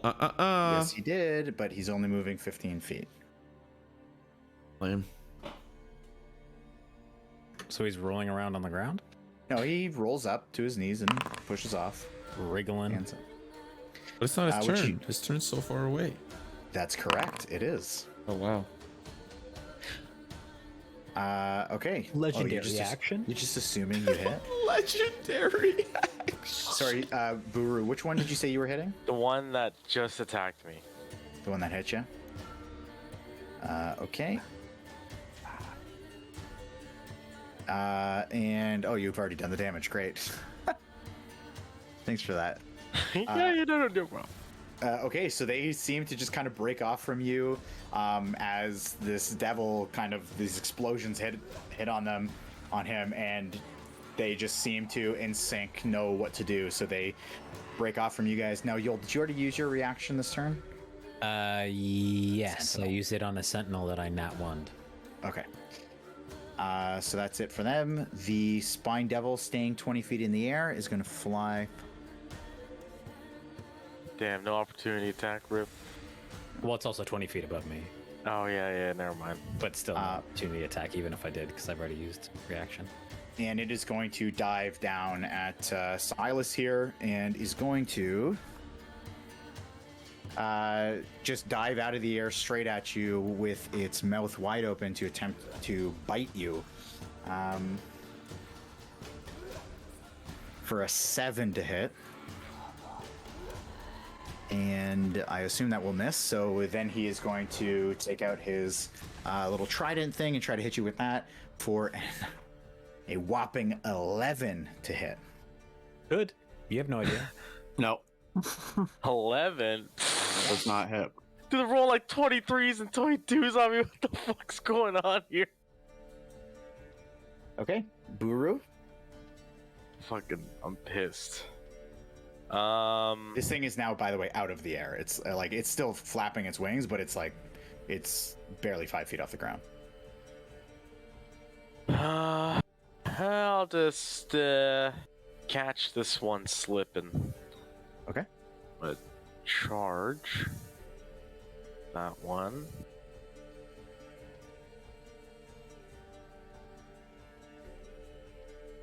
I just want to say, Krepe, I really appreciate you letting me run a guy around drop kicking people successfully. Alright. Wanna run, charging at this human alarm, thrusting it into his back. Okay. No. Damage. For Jesus. sake, man. Chill. Roll one bad roll once. Okay. So you get a good slash. Okay, in. well there you go. There's that one bad roll. What's the So D6 it's from? actually 11. It's He's to re-roll rerolling the great weapon fighting. The Oh, two. it's 11. Okay. He heals a little bit. Don't worry. That sword's What if still that in was his the difference back. between life That and sword's death? still in his back. Don't worry, Phrank. Okay. Gonna twist it real quick. Hold on. Gonna adjust my left arm. Hunter's mark. I'm just kidding. I'm sorry. Oh, yeah, Oh, baby. What does that turn it into? What does it turn it 16. into? How much? 16. Wait. Oh, sorry, No, sorry. no, no. 14. You can only re-roll one per turn, I thought. What per attack? It's per attack? Yeah. Why would that be so stupid? That's fucking insane. Per attack, bro? Yeah, die for an attack you make. He needs to regain them during a short rest, right? Like you lose die. No, this one, no. Oh, this No. one, no. This is my fighting style. Yeah. To be fair, I can't use this with the flail. So I've never used it with the flail. I've only used it with the sword. This is Well, only you can use it two-hand. with the flail. No, because No, it's just two hand or versatile. Oh, Oh, versatile. Yeah, yeah. But I mean, a versatile. great sword is the weapon to use this with. Yeah. Yeah. Okay. So Holy sorry. What's the So total? 11 plus 14, 25. Wait. Whoa. I How much? attacked twice. No. What was the second attack? Which is the second Oh. attack? the second attack 14. was It's 14. 14.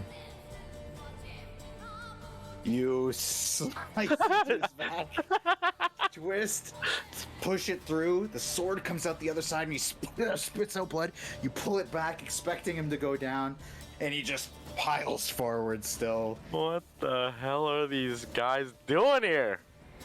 Okay. Quick question. Potion healing was bonus, right? Yep.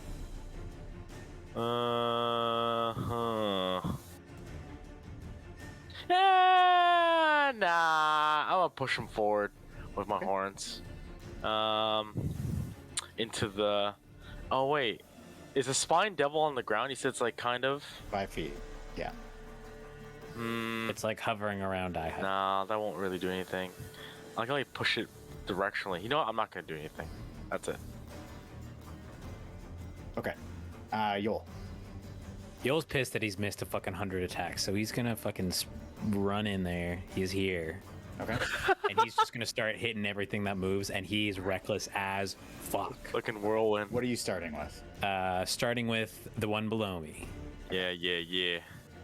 Again, reckless. However, we are fighting as though with a polearm. Okay. Still reckless. How's a crit? juice. That sound good? That sound good to you? Mhm. How's 15 damage sound? You have overkilled him. That's a 10 and a 1. You have overkilled him by 14 damage. So go ahead Okay, and describe this good. brutally. Great use for a crit. I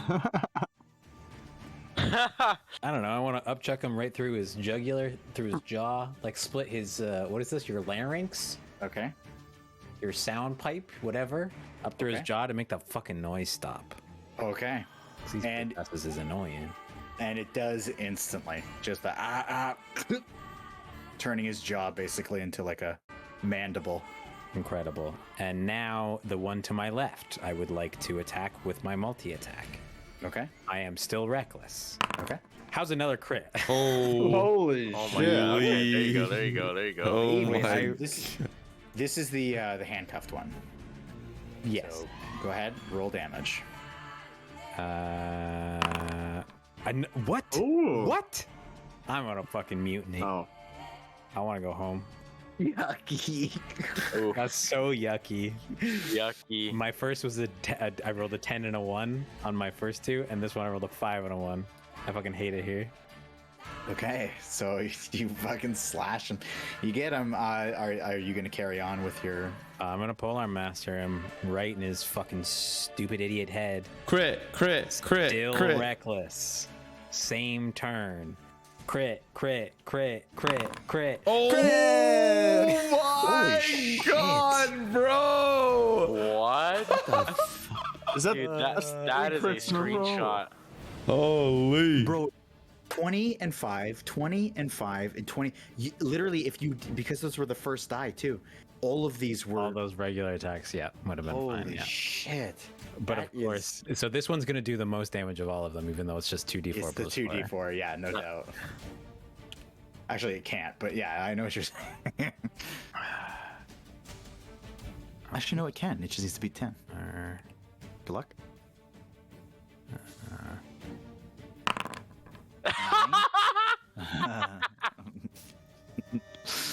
That's above average for that roll. Oh my god. So you just go on an absolute frenzy, just the full force of Yoll behind every single attack. You carve up the one guy, the other guy, you swoosh around, hit him twice, and he is just getting carved up from the side, but he's still hands behind his back, running forward towards Silas.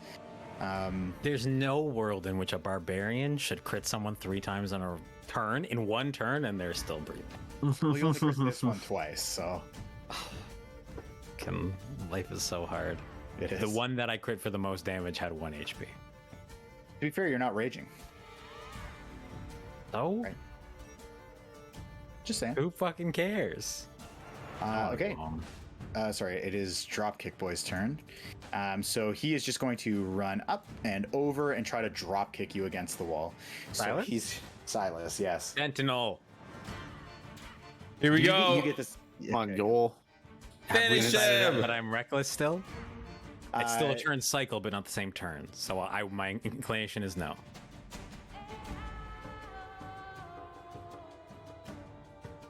I'm actually reading something on this. I brought it up. Just 1 sec.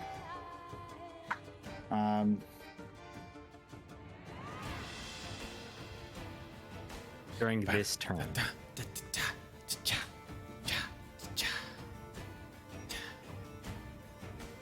It was the glasses. You put the glasses on, triple crit. Give me 1 sec. I want to make the right ruling on this because it's probably going to come up quite a bit. Crit, crit, crit, crit, crit, crit, crit, crit. And this accordion goes hard. No, it does not because it's during this turn. Okay, that makes sense. That's okay, I'll crit anyway. Dirty. Bro, what a tease. Just the Okay, dirty 20, you fine. do hit him though. You do hit him. So he runs up, Okay. jumps up to attack. He's in the air. You sentinel, and you Where's the bird? fucking perfectly kill him with 10. Go ahead and tell me how you kill him out of the air. He's in the air. Oh, Cleave his head clean off his shoulders. fucking juicy. Nicely done. So again, he runs I up, rolled trash. I rolled so bad. keeping his knees locked in. You cut off his head, and he just falls to the ground. Head rolls. point. Gantash Plus one dead. watching carnage happen in front of you. Where's like the lever for like where's the lever positioned for the Right up here. right up there? And then there's a button on the palm. That's what I'm looking for. I'm just gonna go to the lever, and I'm gonna cast Toll the Dead on the Spine Devil. Okay. Spine Devil. Wisdom save me, baby. I don't see the spine devil. I think he's underneath. One We of the get to guys. roll underneath some that guy. damage, brother. Irish whiskey. Excuse me. 2d12? Yes, sir. Crit. 5, Can't crit. Oh. 3, 8 damage. 8 damage. Bing And bong. you perfectly kill him with 8 damage. Yo! Oh, so go ahead and describe it. I just like he just sees this gangly old priest run from behind the curtain. He's probably not even paying attention, but I'll make sure that as I run over to this button, he kind of just peers back and we lock eyes. He hears this ear rupturing bong. Just bong. Nobody else hears it but him, and he just crumples underneath the sound of a very loud bell. Okay. And you plus dead the Spine Devil. Very nice. Yeah, the 10 and the 8 were perfect. They were exactly what you needed to kill those guys. Buru, take notes. You gotta perfectly kill them, not just leave them with one buddy. So the Spine Devil shrivels up, and this just kind of like weird gas just leaves its mouth as it crumbles up and dies, like almost like a spider with its legs curling in. Okay, that's it. We can take you guys out of combat here. You guys have cleaned house. I kind of have like an immediate. I'm assuming Ulder walks out of the curtain, right? He does. He shoots his way out of the curtain at this point, leaving the priests behind. Though they do kind of slowly start to make their way forward. After him, I'm gonna kind of shout over to them. Hurry! We need to get back down. and Ulder just like as he steps out, where he makes his way out of the curtain and like looks around, still a little bit dazed. He just goes, "You warriors, you will make a good addition to the ranks. Come. My visions are starting to become clear." And the priest spurs forward as well. I'll point over to the direction of my group. Say, can someone quickly close that curtain? We may need it. One. Yeah, that one. I'll action surge over, cartwheel over to do it. Athletics check. I'm actually gonna spit on the ground and use it as a slip and slide. Turtle belly down first. I'd actually like to retreat in my shell and actually use myself as a wheel. And Is there more turtle wheels or turtle doors? Oh my god. The shell's actually a door. Well, the retraction of the arms, that's a door.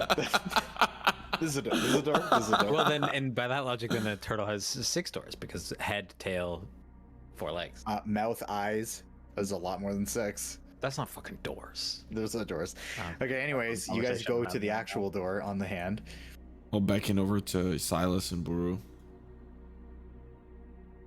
I wanna loot one of these humans at least. Yeah, I'm gonna. Best no, I'm gonna freaking loot both these motherfuckers. Sure. There's 3 of them for you to loot. While they're looting, Gantash is just gonna yell, "Hurry!" Like it's just time sensitive. Sure.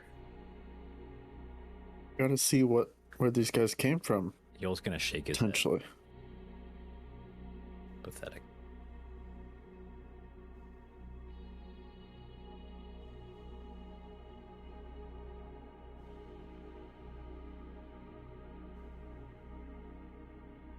Okay. So each one of them, obviously, each one of the humans, obviously, has has a scimitar. They each have a dagger. The spine devil doesn't have anything on it. And the humans, you can see they're just in pretty tattered clothes. They look just like normal people as they lay there dead. Nothing particular stands out about them other than just the fact that they clearly look very disheveled. But they don't have anything else on them.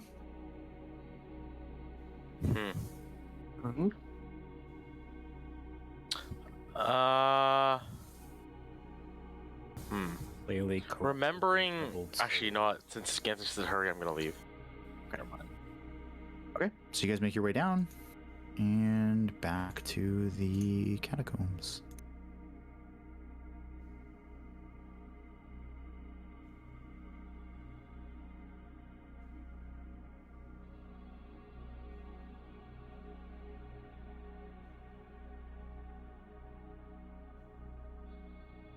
And just to be clear, you guys actually never closed the door behind you when you got up there, so.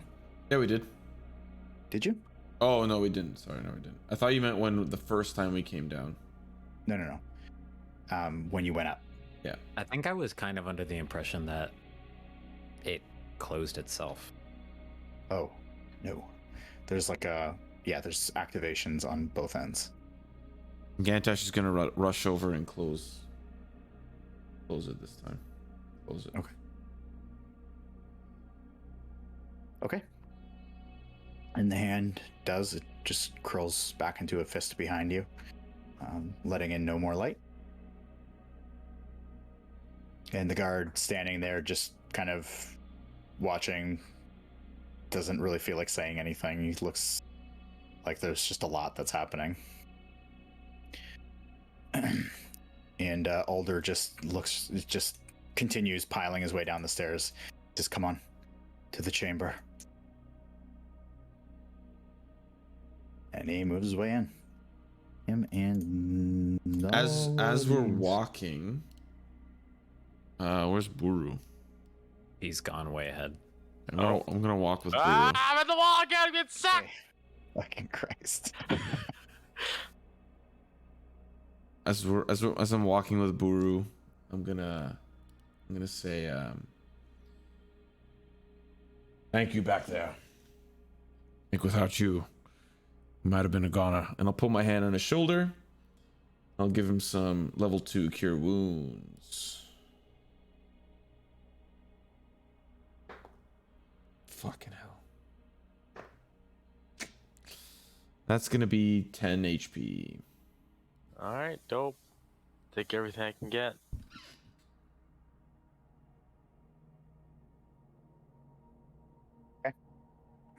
That's just as we're walking. Like I just, it's an instant cast spell, so we're still just walking along.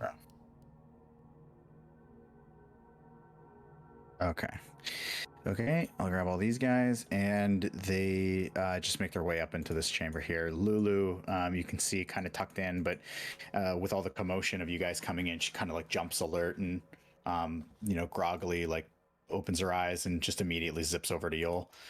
I was gonna walk over and just put her on my thing.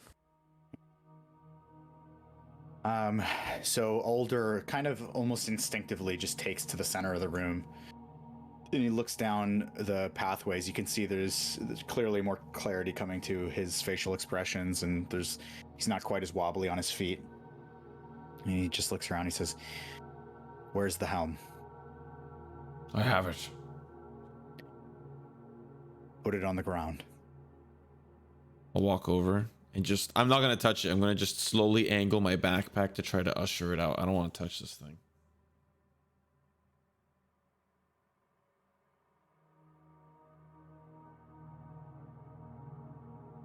Says, "Okay, don't go near it. Just back away." I'm going to take a step back. Just one. Nobody is to put this on. It's been corrupted by a demon. The same demon that opened that portal.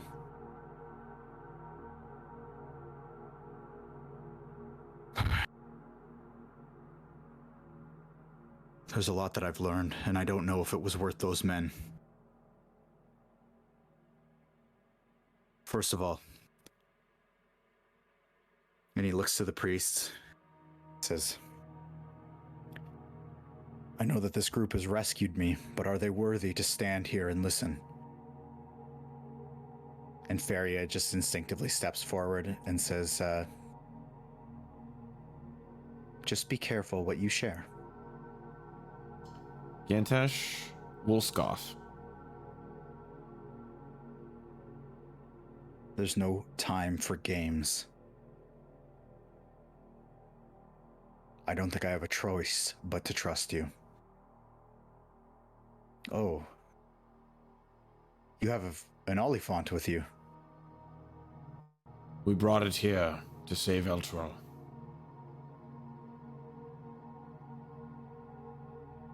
I've seen her.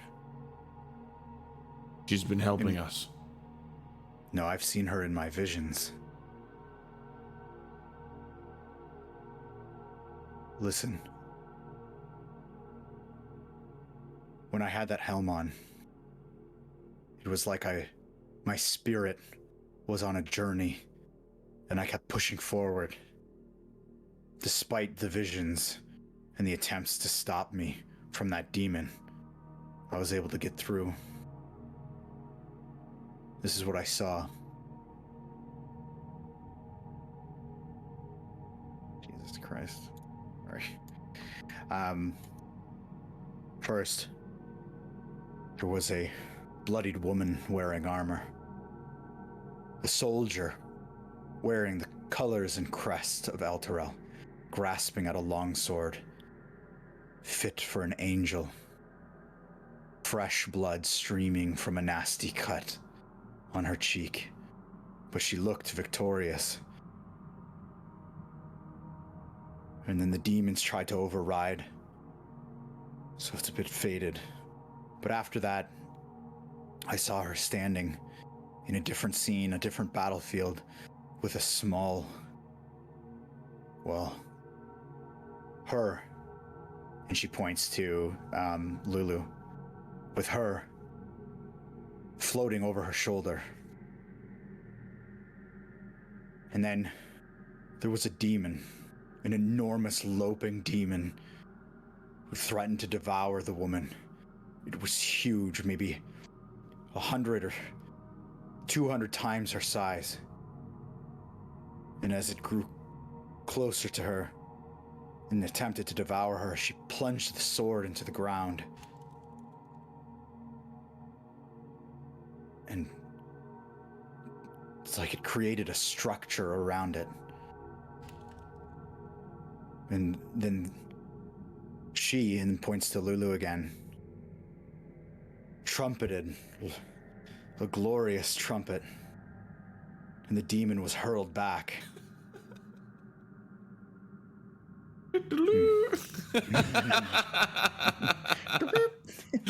That's all the years. Man, she's strong, bro. Demon be gone.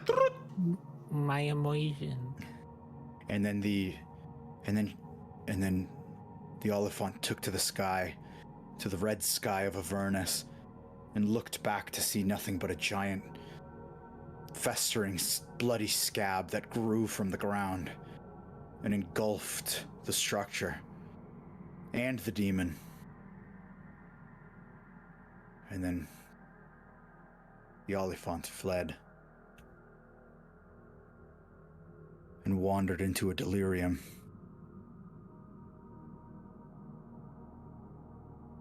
But then, in the hellscape of Avernus, she came across two bird-like humanoids dressed in patchwork armor and standing next to this strange infernal vehicle.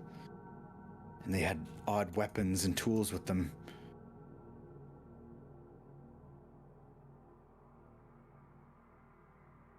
And that's all I had. The demon was able to fend off the rest of the visions. And then, as he's kind of like contemplating in silence, Lulu actually flies off your back and over to Buru, and like with her kind of stumpy arm just lifts up your hand and then pushes your fingers back into a fist and then just looks up at you. Wait, what? What is this cryptic shit? It's not that cryptic. We know of the demon you speak of, Ravengard.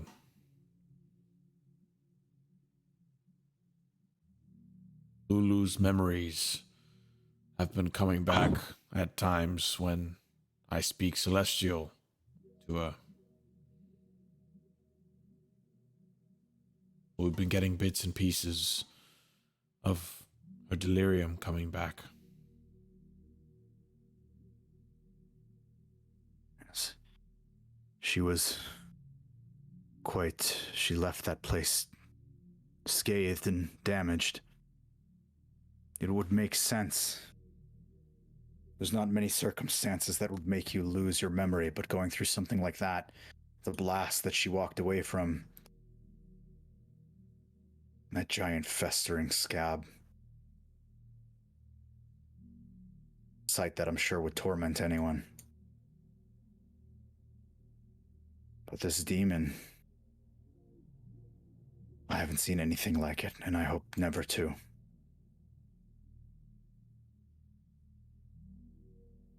This woman in your vision, do you realize who she is?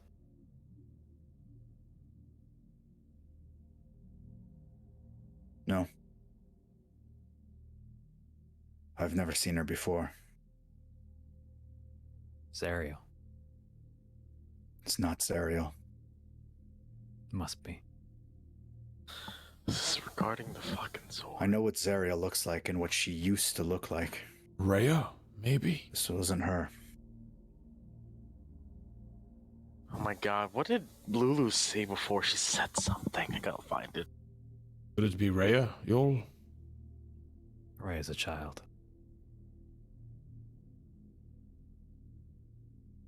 Rhea's in the main hall, Ravengard. Maybe if you see her, you can confirm if it's her from your vision. I'll take a look. She's a young Hell Rider that accompanied us down here.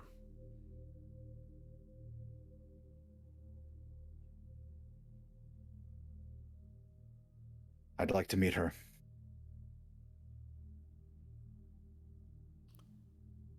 I don't know what else to give you, but let's go meet her. Before you go, Ravengard, as Torm and the demon were battling within you, what were they saying to one another? They weren't speaking to each other. It was like Torm was trying to get me to see all those things, and the demon just ripped apart the visions. The demon just filled my soul with dread. Made me feel weak for the first time in my life. And what of the helmet? Nobody should put that on. It's been corrupted. We'll keep it. Keep it safe. So that nobody has to put that on ever again. Not until it's been cleansed properly, which I doubt can be done while we're still here.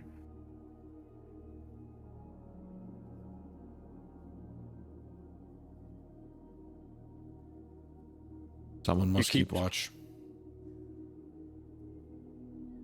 It just says, looks over to Jax and just says, Jax, can you bring that girl? She just, I'll go get her. And she takes off.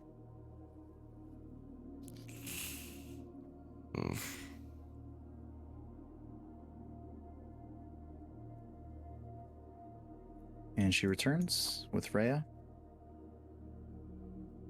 And as soon as Rhea enters, he just looks and says, this girl is too young. The woman in my vision. She was a woman. A soldier.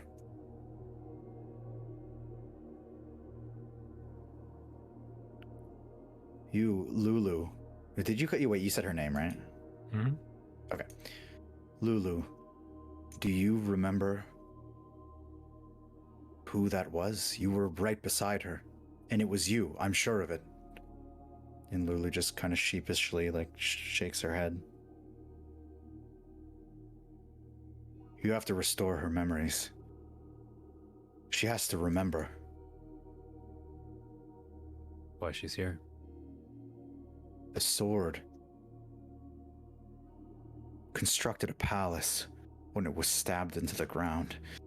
It's a powerful tool, the most powerful I can think of. It has to be useful in some way. I would be wary of powerful tools, considering gesture to the helmet on the ground. You're right. You're right to be wary. But still, that helmet provided use. And so could that sword. And maybe the woman as well. It does. The sword.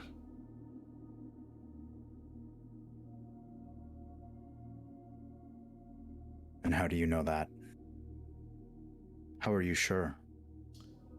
DM history check. I think it was Silvaria that told us its use, correct? I'm looking through my notes and I don't really see it here, so I might have just not wrote it down, but... I believe that is correct. Okay. So I'll just say... Upon our journey here, we stopped by Candlekeep. It was Silvaria that told us we needed it to save Elturel.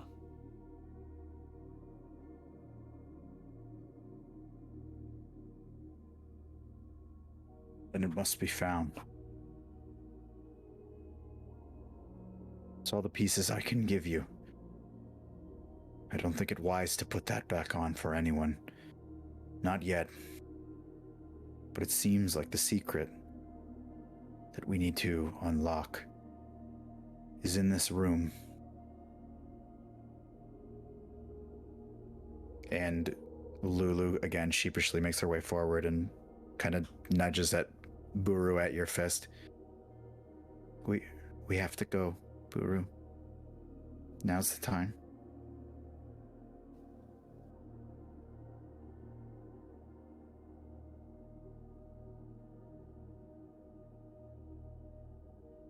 Oh, I remember.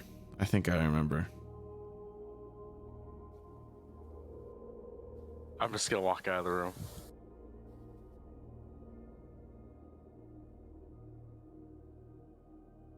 Where are you going? Just to the stairs. Okay. As soon as you said that, I found the spot where it was in my notes.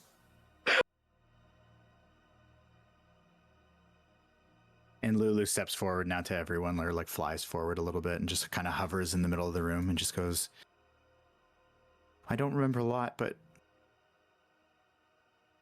I know about those birds he was talking about.